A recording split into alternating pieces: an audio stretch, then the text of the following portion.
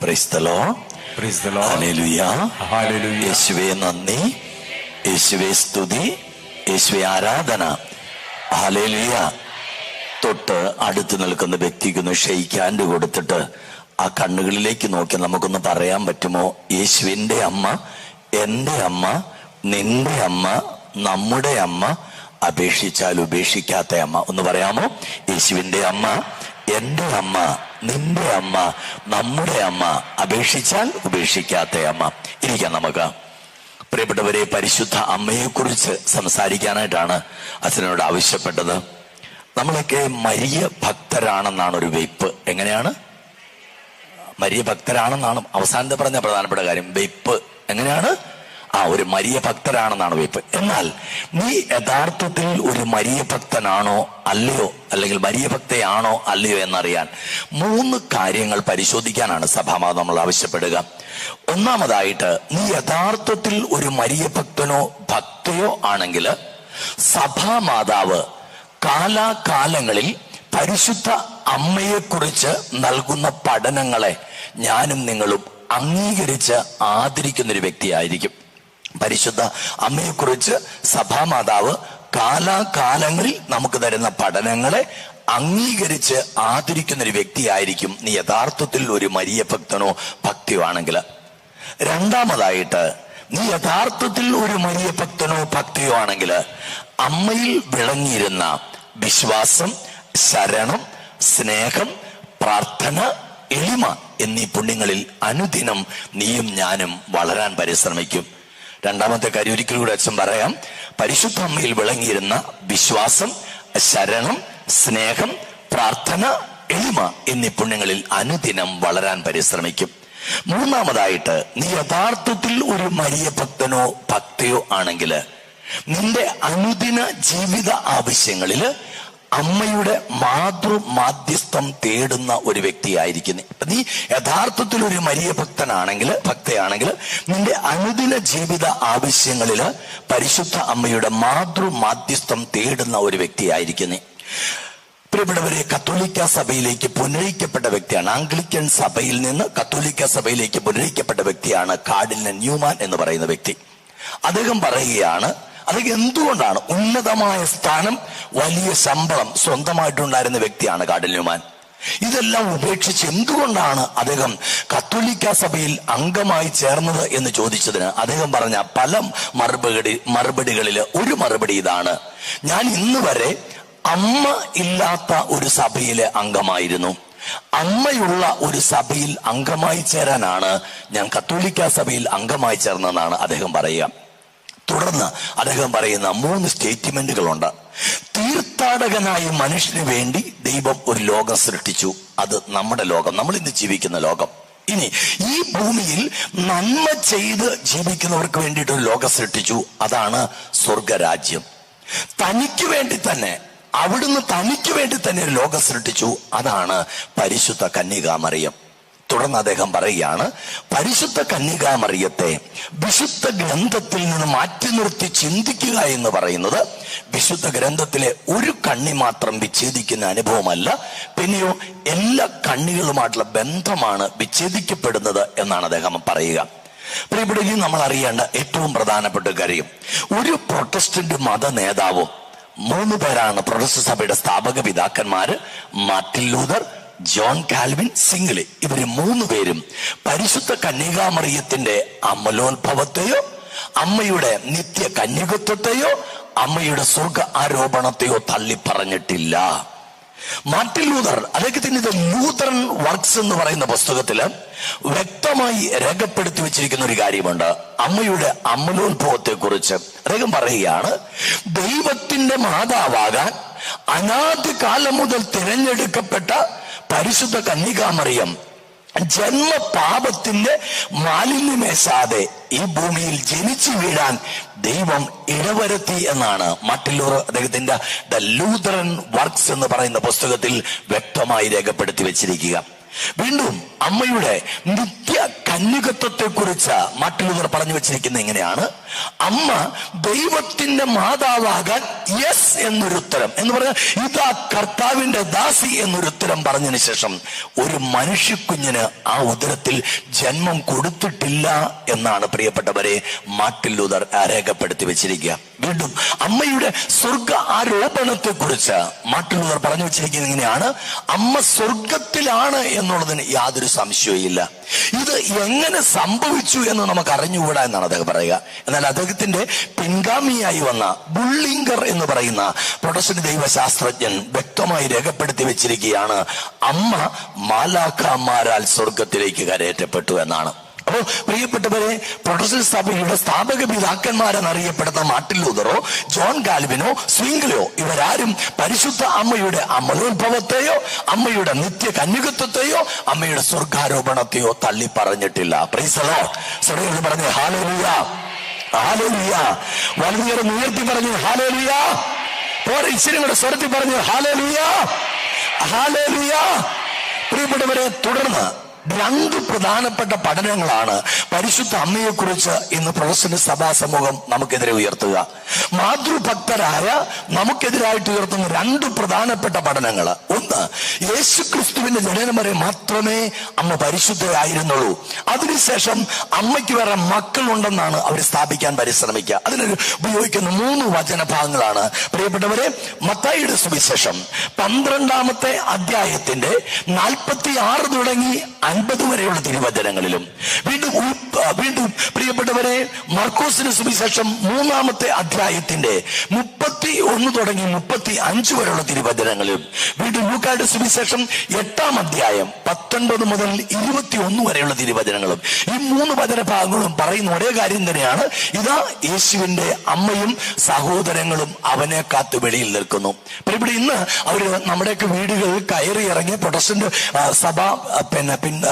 സഭാംഗങ്ങൾ നമ്മളെ പഠിപ്പിക്കുന്നത് യേശു ഉൾപ്പെടെ 5 മക്കളുണ്ടായി. ഇപ്പൊ പറഞ്ഞു അമ്മയ്ക്ക് 5 മക്കളുണ്ടെന്ന് വരെ ആയിട്ടുണ്ട്. യാക്കോ, യോസെ, യോഹന്നാൻ, ജെയിംസ് പറഞ്ഞ 5 പേരാക്കി വെച്ചേക്കുക. പ്രിയപ്പെട്ടവരെ, യേശു ക്രിസ്തു എന്ന ഒരേ ഒരു മകനെ അമ്മയ്ക്ക് ഉണ്ടായിരുന്നു സ്ഥാപിക്കാൻ ഒരു ബൈബിൾ പണ്ഡിതന്മാരെയും പഠനം നമുക്ക് ആവശ്യമില്ല. ഒരൊറ്റ വചനം മാത്രം നിങ്ങൾ എടുക്കുക. അത് യോഹന്നാന്റെ സുവിശേഷം 19-ാം അധ്യായം 26-ാം തിരുവചനമാണ്. യോഹന്നാൻ 19:26 വചനം ഇങ്ങനെ പറയുകയാണ്. പ്രിയപ്പെട്ടവരെ, വ്യക്തമായിട്ട് പറയുകയാണ്: തന്റെ മരണത്തിന്റെ വിനാഴിയില് സമസ്തവും മനുഷ്യ മക്കൾക്ക് വേണ്ടി കൊടുത്ത ശേഷം ഇനി എന്തെങ്കിലും ഈ മക്കൾക്ക് വേണ്ടി കൊടുക്കാനുണ്ടോ എന്ന് ആ കുരിശിന്റെ അവസാന വിനാഴിയിൽ താഴേക്ക് നോക്കുമ്പോൾ താൻ സ്നേഹിച്ചിരുന്ന പ്രിയപ്പെട്ട ശിഷ്യനും തന്റെ അമ്മയും അടുത്തടുത്ത് നിൽക്കുന്നത് കണ്ടിട്ട് യേശു ആ ശിഷ്യനോട് പറഞ്ഞു, ആ അമ്മയോട് പറഞ്ഞു, സ്ത്രീ ഇതാ നിന്റെ മകൻ. ആ ശിഷ്യനോട് പറഞ്ഞു, ഇതാ നിന്റെ അമ്മ. പ്രിയപ്പെട്ടവരെ, യേശു അല്ലാതെ മറ്റൊരു മകൻ ഈ അമ്മയ്ക്കുണ്ടായിരുന്നെങ്കിൽ ഒരിക്കലും യേശു തന്റെ അമ്മയെ താൻ സ്നേഹിച്ചിരുന്ന ശിഷ്യന് ഏൽപ്പിച്ചു കൊടുക്കുകയില്ലായിരുന്നു. സമ്മതിക്കാവോ? വേറൊരു മകൻ ഈ അമ്മയ്ക്കുണ്ടായിരുന്നെങ്കിൽ ഒരിക്കലും യേശു തന്റെ അമ്മയെ താൻ സ്നേഹിച്ചിരുന്ന ശിഷ്യന് ഏൽപ്പിച്ചു കൊടുക്കുകയില്ലായിരുന്നു. ഒരു ഉദാഹരണം പറയാം. പ്രിയപ്പെട്ടവരെ, ഒരമ്മയ്ക്ക് 2 മക്കള്. മൂത്ത മകൻ മരിക്കാൻ പോകുന്നു. ഇളയ മകൻ ഇച്ചിരി തമ്മാടിയാണ്, തല്ലുകൊള്ളിയാണ്, വെള്ളം കുടിയനാണ്, നാട്ടുകാരെ തല്ല് മൊത്തം മേടിച്ചു കൂട്ടുന്നവനാണ്. ഈ മൂത്ത മകൻ മരിക്കാൻ നേരത്ത് അയൽവക്കത്തെ ചേട്ടനെ വിളിച്ചു, ചേട്ടാ ഇനി വന്നേ, ഇത് എന്റെ അമ്മയാ, നോക്കിക്കോളാൻ പറയോ? നിങ്ങൾ ആ വകുപ്പാണ്. അങ്ങനെയുള്ളവരാ, കുന്നംകുളക്കാർ അങ്ങനെയുള്ളവരാ. അടുത്ത വീട്ടിലേപ്പിച്ചു പോവോ? അനിയൻ ജീവിച്ചിരിക്കുമ്പോ ചെയ്യോ? ഇല്ല. പ്രിയപ്പെട്ടവരെ, യേശു തന്റെ മരണത്തിന് വിനാഴിയിൽ താൻ സ്നേഹിച്ചിരുന്ന ശിഷ്യന് അമ്മയെ ഏൽപ്പിച്ചു കൊടുത്തിരുന്നു എന്ന ഒറ്റ വാക്കുകൊണ്ട് പറയാൻ സാധിക്കും ഈ അമ്മയ്ക്ക് വേറൊരു മകൻ ഇല്ലായിരുന്നുവെന്ന്. വേറൊരു മകൻ ഉണ്ടായിരുന്നെങ്കിൽ ഒരിക്കലും യേശു തന്റെ അമ്മയെ താൻ സ്നേഹിച്ചിരുന്ന ശിഷ്യന് ഏൽപ്പിച്ചു കൊടുക്കില്ലായിരുന്നു. ഞാൻ ഈ ഉദാഹരണം പറഞ്ഞു. അതായത് മൂത്ത മകൻ മരിക്കാൻ പോകുന്നു, ഇളയ മകൻ തമ്മാടിയ തല്ലുകൂടിയൊക്കെ, പക്ഷെ അവൻ ഉള്ളത്തരം കാലം വേറെ ആരെയും ഏൽപ്പിക്കത്തില്ല എന്ന് പറഞ്ഞ് ഈ വചനം ഞാൻ കൂട്ടിയതപ്പം ഒരു പള്ളിയില് ഒരു ചേട്ടൻ എഴുന്നേറ്റ് പറയുക, അച്ഛാ ചിലപ്പോ അനുജൻ ഗൾഫിലായിരിക്കുന്നു. അനുജൻ ഗൾഫിലാണ്, അമ്മേനെ ഏൽപ്പിച്ചു കൊടുക്കുവോ? ഏൽപ്പിച്ചു കൊടുക്കുവോ? ഇല്ല. അവ മരുന്ന് നോക്കുന്നു കൃത്യം. അപ്പൊ ഇവിടെ വളരെ വ്യക്തമാണ്, ഈ അമ്മയ്ക്ക് വേറൊരു മകനില്ലായിരുന്നൊരു വ്യക്തമായ തെളിവാണ് യോഹന്നാൻ 19:26. ഹല്ലേലൂയ. സ്വരത്തിൽ പറഞ്ഞു ഹല്ലേലൂയ, ഹല്ലേലൂയ, ഹല്ലേലൂയ. ഇനി വേറൊരു ഉദാഹരണം നമുക്ക് എടുക്കാം. പ്രിയപ്പെട്ടവരെ, യേശു അല്ലാതെ വേറൊരു സഹോദരൻ ഈ യേശുവിന് ഉണ്ടായിരുന്നെങ്കിൽ, അമ്മയ്ക്ക് വേറൊരു മകൻ ഉണ്ടായിരുന്നെങ്കിൽ, യേശുവിന് വേറൊരു സഹോദരൻ ഉണ്ടായിരുന്നെങ്കിൽ, തീർച്ചയായിട്ടും യേശു കുരിശിൽ പിടഞ്ഞു മരിക്കുന്ന മണിക്കൂറിൽ ആ കുരിശിലൂടെ വരെ വന്നേനെ. കാരണം സ്വന്തം രക്തമാ. എന്നൊക്കെ പറഞ്ഞാലും ഏതെല്ലാം വഴിക്ക് പോയാലും അവൻ സ്വന്തം രക്തം ആ കുരിശിന് ചൂട് വരെ വന്നേനെ. എന്നിട്ട് പറഞ്ഞേനെ, എടാ മോനെ, അന്നേ പറഞ്ഞതല്ലേടാ ഈ പണിക്ക് പോകണ്ടെന്ന്, ഇപ്പൊ കിടന്ന് അനുഭവിക്കട എന്നെങ്കിലും പറഞ്ഞിട്ട് പോയേനെ. അങ്ങനെ ആരെങ്കിലും കാണുന്നുണ്ടോ കുരിശിന് ചൂട്ടില്? ഉണ്ടോ? പ്രിയപ്പെട്ട ഒരു പാലാ സ്റ്റാൻഡില് ഒരു പ്രൊട്ടസ്റ്റന്റ് യഹോവ സാക്ഷിയാണ്, പ്രസംഗിക്കുകയാണ്. അവരുടെ ശൈലി എന്ന് പറയുന്നത് റിപ്പീറ്റ് ചെയ്ത് സംസാരിക്കും. അമ്മയ്ക്ക് വേറെ മക്കളുണ്ടായിരുന്നു, അമ്മയ്ക്ക് വേറെ മക്കളുണ്ടായിരുന്നു, അമ്മയ്ക്ക് വേറെ മക്കളുണ്ടായിരുന്നു, അമ്മയ്ക്ക് വേറെ മക്കളുണ്ടായിരുന്നു, അമ്മയ്ക്ക് വേറെ മക്കളുണ്ടായിരുന്നു, അമ്മയ്ക്ക്. ഇതാണ് അവരുടെ ശൈലി. ഇങ്ങനെ പ്രസംഗിക്കുമ്പോഴാണ് പാലാക്കാരന് ചേട്ടായി വൈകുന്നേരം ശരി പെട്രോളും ഡീസലും ചേർത്തടിക്കുന്ന പാർട്ടി. മനസ്സിലായില്ലേ? ശരി പെട്രോളും ഡീസലും ചേർത്തടിക്കുന്ന ചേട്ടായി വരുമ്പോൾ നമ്മുടെ പാലാക്കാരൻ നമ്മുടെ പാലാ സ്റ്റാൻഡിൽ നിന്ന് നമ്മുടെ പ്രൊട്ടസ്റ്റന്റ് ബ്രദർ പ്രസംഗം, പുള്ളിക്ക് ഭയങ്കര സങ്കടമായി. കാരണം ചങ്കു പൊട്ടിയായി ബ്രദർ പ്രസംഗിക്കുന്നത്. ചുറ്റും നോക്കിയപ്പോൾ ഒറ്റ മനുഷ്യൻ കേൾക്കാനില്ല. അതാണ് അവരും നമ്മളെ വ്യത്യാസം. 100 പേരെ കൊണ്ട് നിർത്തിയിട്ട് ഒരു മൈക്ക് തന്നാലും കമാന്നൊരക്ഷരം നമ്മൾ വേണ്ടിയല്ല. അവർക്ക് ആളെ വേണ്ട, ഒരു മൈക്ക് മതി, അവരെ പ്രസംഗിക്കും. ഹാലേലുയ്യ. സ്വരീയത്ത് പറഞ്ഞേ ഹാലേലുയ്യ. ഞാൻ ഇത്ര ഒച്ചത്തിൽ പ്രസംഗിക്കുമ്പോൾ ഇരുന്നുറങ്ങുന്ന ചില ചേച്ചിമാരെ ഞാൻ കാണുവാ കേട്ടോ. ഇവിടുന്ന് എന്നെ വിളിക്കുക, ഇങ്ങോട്ട് വാച്ചാന്ന്, ഇങ്ങോട്ട് വാ. വരിയല കേട്ടാ, വരിയല. വരുന്ന പ്രശ്നമില്ല. കാരണം 28 വർഷമായി പൗരോഹിത്യ ജീവിതം ആരംഭിച്ചിട്ട് ഇനി വേറെ ജീവിതത്തെ കുറിച്ച് അച്ഛൻ ചിന്തിക്കുന്നില്ല കേട്ടോ. ഹാലേലുയ്യ. സ്വരീയത്ത് പറഞ്ഞേ ഹാലേലുയ്യ. അതുകൊണ്ട് ഇനി അങ്ങനെ ഒരു ചിന്ത പോലും നമുക്ക് വേണ്ട കേട്ടോ. ഉണർവോടെ ഇരുന്നേക്കണം കേട്ടോ. ഹാലേലുയ്യ. സ്വരീയത്ത് പറഞ്ഞേ ഹാലേലുയ്യ. ഹാലേലുയ്യ. തൊട്ടടുത്തിരുന്ന വ്യക്തിക്കൊന്ന് ഷെയ്ക്കാൻഡ് കൊടുത്തിട്ട് പറഞ്ഞേ, ഉറങ്ങാതെ കേൾക്കാൻ പറ, ഉറങ്ങാതെ കേൾക്കാൻ പറ, ഉറങ്ങാതെ കേൾക്കാൻ പറ. പ്രൈസ്തലോ. നല്ല ചൂടുകൊണ്ട് ഇച്ചിരി കാറ്റുമുണ്ട്, സ്വാഭാവികമായിട്ട് നമ്മളെല്ലാം ആമയും പറയും കേട്ടോ. അതുകൊണ്ട് ഉറക്കെ പറഞ്ഞേക്കണം, ഉറങ്ങാതെ കേൾക്കാൻ പറ കേട്ടോ. പ്രൈസ്തലോ. ഹാലേലുയ്യ. പ്രിയപ്പെട്ടവരെ, ഈ പ്രൊട്ടസ്റ്റന്റ് ബ്രദർ എന്ന് പ്രസംഗം നമ്മുടെ പാലക്കാരൻ ചേട്ടായി വന്നിട്ട് അല്പനേരം 2 കൈയും കെട്ടിന്ന് ഫ്രണ്ടിൽ നിന്ന് അങ്ങ് കേട്ടു. ചങ്കു പൊട്ടിയുള്ള പ്രസംഗം. 5 മിനിറ്റ് കഴിഞ്ഞ പുള്ളി തിരിഞ്ഞു നോക്കി, ഒറ്റ മനുഷ്യൻ കേൾക്കാൻ. പുള്ളിക്ക് ഭയങ്കര സങ്കടമായി. പുള്ളി 2ാം മുണ്ട് അഴിച്ച് തലയെ കെട്ടി. എന്നിട്ട് പയ്യനെ ബ്രദറിന്റെ അടുത്തോട്ട് മാറി വിളിച്ചു. ബ്രദറെ എന്ന് വിളിച്ച് കേൾക്കുന്നില്ല. വീണ്ടും വിളിച്ചു, ബ്രദറെ കേൾക്കുന്നില്ല. 3ാം പ്രാവശ്യം കുലുക്കി വിളിച്ചു, ബ്രദറെ എന്നാന്ന് വെച്ചാൽ എനിക്കൊരു കാര്യം പറയാനുണ്ട്, പറഞ്ഞോളാൻ പറഞ്ഞു. ബ്രദറെ, 4ാം നൂറ്റാണ്ട് മുതൽ സഭ ഞങ്ങളെ പഠിപ്പിച്ചതും ഇന്നും ഞങ്ങളെ പഠിപ്പിക്കുന്നതും അമ്മയ്ക്ക് ഒരേ ഒരു മകനെയുള്ള ദേശമാണ്. അതാണ് ഇപ്പോഴത്തെയും അപ്പോഴത്തെയും ഞങ്ങളുടെ പഠനം. സഹോദരൻ വേറൊരു മകൻ അമ്മയ്ക്കുണ്ടായിരുന്നെന്ന് പറഞ്ഞ് കരയുന്നത് കാണുമ്പം എനിക്ക് സഹിക്കാൻ പറ്റുന്നില്ല. ഇനി സഹോദരൻ ചങ്കുപൊട്ടി കരയരുതും. ഇനി സഹോദരൻ കരയേണ്ട ആവശ്യമില്ല. സഹോദരൻ പറയാം, വേറൊരു മകനെ അമ്മയ്ക്ക് ഉണ്ടായിരുന്നാണ് സഹോദരൻ ബാധിക്കുന്നെങ്കിൽ ആ കൊച്ചിനെ ഞാൻ കൊണ്ടുപോയി ഫ്രീ ആയിട്ട് നോക്കിയേക്കാന്ന്. ഇതുപോലുള്ള നിസ്സാരമായ പഠനങ്ങളെ, പ്രിയപ്പെട്ടവർ, ഇതുപോലുള്ള ബാലിശമായിട്ടുള്ള പഠനങ്ങളിൽ പെട്ടിട്ട് ഇന്ന് ഞാനും നിങ്ങളും നമുക്ക് അമ്മയായി തന്ന പരിശുദ്ധ കന്യകാമറിയത്തെ തള്ളിപ്പറഞ്ഞുകൊണ്ട് യേശുവിന് ശേഷം അമ്മയ്ക്ക് വേറെ മക്കളുണ്ടായിരുന്നുള്ള തെറ്റായ പഠനത്തിന് വിധേയരായി അമ്മയിൽ നിന്നും നമ്മൾ അകന്നൊകുന്നു പോകുന്ന ഒരു ജീവിത ശൈലിയിൽ നമ്മൾ ജീവിക്കുക. പ്രിയപ്പെട്ടവർ, ആരെങ്കിലും നമ്മുടെ വീട്ടിൽ 4 പ്രാവശ്യം കയറി ഒന്ന് അമ്മയ്ക്ക് വേറെ മക്കളുണ്ടായിരുന്നു എന്ന് പറഞ്ഞു കഴിയുമ്പോൾ കാതിലെ കമ്മലും പറിച്ചു കളഞ്ഞ്, കഴുത്തിലെ മാലയും പൊട്ടിച്ചു കളഞ്ഞ്, വീട്ടിലിരിക്കുന്ന മാതാവിന്റെ തിരുസ്വരൂപം എടുത്ത് ഉടച്ചിട്ട് കയ്യും കൊട്ടി അവരുടെ പുറകെ പോകാൻ മാത്രമേ ഉള്ളൂ. നമ്മൾ പറ. നമ്മുടെ കാർന്നവന്മാര് നമ്മുടെ കയ്യിൽ പിടിച്ച് പ്രാർത്ഥിക്കാൻ പഠിപ്പിച്ച ഈ ജപമാലയും അമ്മയോടുള്ള മാതൃഭക്തിയും, പ്രിയപ്പെട്ടവരെ, എവിടെ പോയി നമുക്ക്? കാരണം ഇതിന്റെ അടിസ്ഥാനങ്ങളിലേക്ക് നാം കടന്നു പോകുന്നില്ലെന്നുള്ളത് കൊണ്ട് തന്നെയാണ്. അപ്പൊ അമ്മയ്ക്ക് വേറൊരു മകനില്ലായിരുന്നു ഒരു തരത്തിലും, പ്രിയപ്പെട്ടവരെ, നമ്മെ സ്വാധീനിക്കാൻ പറ്റും. അമ്മയ്ക്ക് വേറൊരു മകൻ ഇല്ലായിരുന്നു. Hallelujah, hallelujah. ഇനി അതിന് സംശയമുണ്ടോ? അമ്മയ്ക്ക് വേറൊരു മകനില്ലായിരുന്നു. കാരണം പ്രിയപ്പെട്ടവരെ, ഇവിടെ വ്യക്തമായിട്ട് എങ്ങനെ ഈ പഠനം വന്നെന്നുകൂടെ അച്ഛൻ പറഞ്ഞേക്കാം. പ്രിയപ്പെട്ടവരെ, ഈ പ്രൊട്ടസ്റ്റന്റ് സഭയുടെ സ്ഥാപക പിതാക്കന്മാർ 3 പേരാണ് അച്ഛൻ പറഞ്ഞു. Martin Luther, John Calvin, Zwingli. ഈ ജോൺ കാൽവിൻ തന്നെ ഈ പഠനത്തെ കുറിച്ച് പറയുന്നുണ്ട്. അദ്ദേഹം പറയാണ്, യേശുവിന്റെ ജനനത്തിന് ശേഷം അമ്മയ്ക്ക് വേറെ മക്കൾ ഉണ്ടായിരുന്നു എന്നുള്ള തെറ്റായ പ്രസ്താവം അല്ലെങ്കിൽ പഠനം നടത്തിയ ഹെൽവിദിയാസ് എന്ന് പറഞ്ഞ വ്യക്തിയുടെ തികഞ്ഞ അജ്ഞതയാണ് അവിടെ വെളിവാക്കപ്പെടുന്നത്. ഞാൻ പറഞ്ഞതല്ല, ജോൺ കാൽവിൻ തന്നെ പറഞ്ഞു വെച്ചിട്ടുണ്ട്. ഹല്ലേലൂയ. പ്രൊട്ടസ്റ്റന്റ് സഭയുടെ സ്ഥാപക പിതാക്കന്മാരിൽ ഒരാൾ പറയുവാണ്, ഈ അമ്മയ്ക്ക് വേറെ മക്കളുണ്ടായിരുന്നുള്ള ഈ പഠനം, ഈ തെറ്റായ പഠനം നടത്തിയത് ഹെൽവിദിയാസ് എന്ന് പറഞ്ഞ വ്യക്തിയാണ്. അദ്ദേഹത്തിന്റെ തികഞ്ഞ മണ്ടത്തരമാണ് അവിടെ പറഞ്ഞേക്കുന്നത്. ഈ സഹോദരൻ എന്ന പദം വേറെ മക്കളാണെന്ന് തെറ്റിദ്ധരിച്ചിരിക്കുന്നതാണ്. ഇത് കൃത്യമായിട്ട് ജോൺ കാൽവിൻ തന്നെ പറഞ്ഞേക്കുന്നത്. ഹല്ലേലൂയ. പ്രൊട്ടസ്റ്റന്റ് സ്ഥാപക പിതാക്കന്മാർ ഒരാൾ തന്നെ പറഞ്ഞേക്കുന്ന കാര്യം. പിന്നെ നമുക്കതിനെ കുറിച്ച് സംശയിക്കേണ്ട കാര്യമില്ല, അവർക്കും സംശയിക്കേണ്ട കാര്യമില്ല. ഹല്ലേലൂയ. സ്വരം പറഞ്ഞേ ഹല്ലേലൂയ. അപ്പൊ അമ്മയ്ക്ക് ഒരേ ഒരു മകനേ ഉള്ളൂ, അത് യേശുവാണ്. ഹല്ലേലൂയ. ഇനി രണ്ടാമതൊരു കൊണ്ടുവരുന്ന പഠനം ഇതാണ് പ്രിയപ്പെട്ടവർ. യേശു ക്രിസ്തു പോലും തന്റെ അമ്മയെ ബഹുമാനിച്ചിരുന്നില്ല. ബഹുമാനിച്ചിരുന്നെങ്കിൽ അവളെ സ്ത്രീ എന്ന് വിളിക്കുകയില്ലായിരുന്നാണ് അവരുടെ വാദം. എന്തുകൊണ്ട് യേശു തന്റെ അമ്മയെ സ്ത്രീ എന്ന് വിളിച്ചു, എവിടെയൊക്കെ സ്ത്രീ എന്ന് വിളിച്ചു? രണ്ടും പ്രധാനപ്പെട്ട കാര്യങ്ങളാണ്. യേശു തന്റെ അമ്മയെ രണ്ട് സ്ഥലത്താണ് സ്ത്രീ എന്ന് അഭിസംബോധന ചെയ്യുന്നത്. ഒന്ന്, പ്രിയപ്പെട്ടവരെ, സംഭവിക്കുന്നത് എവിടെയാ?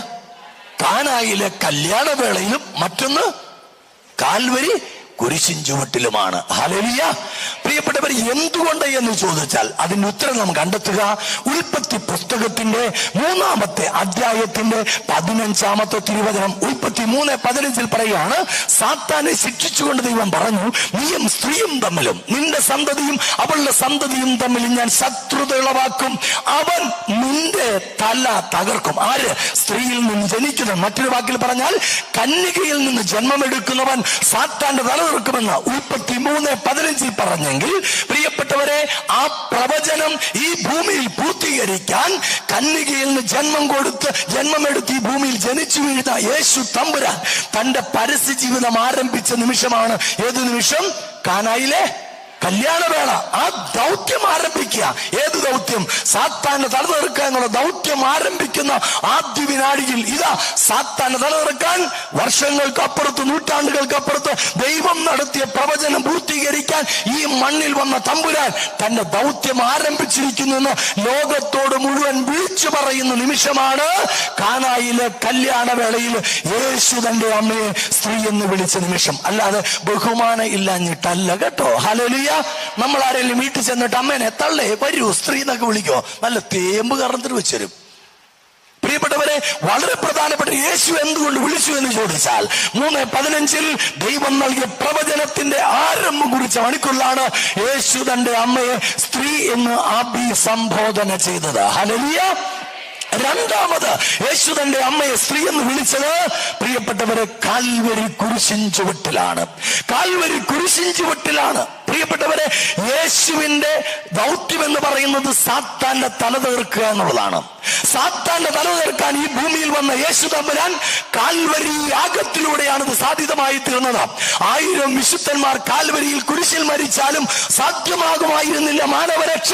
യേശുവിന്റെ, ദൈവത്തിന്റെ പുത്രനായ യേശുവിന്റെ മരണം, പ്രിയപ്പെട്ടവരെ, അനിവാര്യമായിരുന്നു കാൽവരി കുരിശിൽ മാനവരക്ഷയ്ക്ക് വേണ്ടി. ഹല്ലേലൂയ.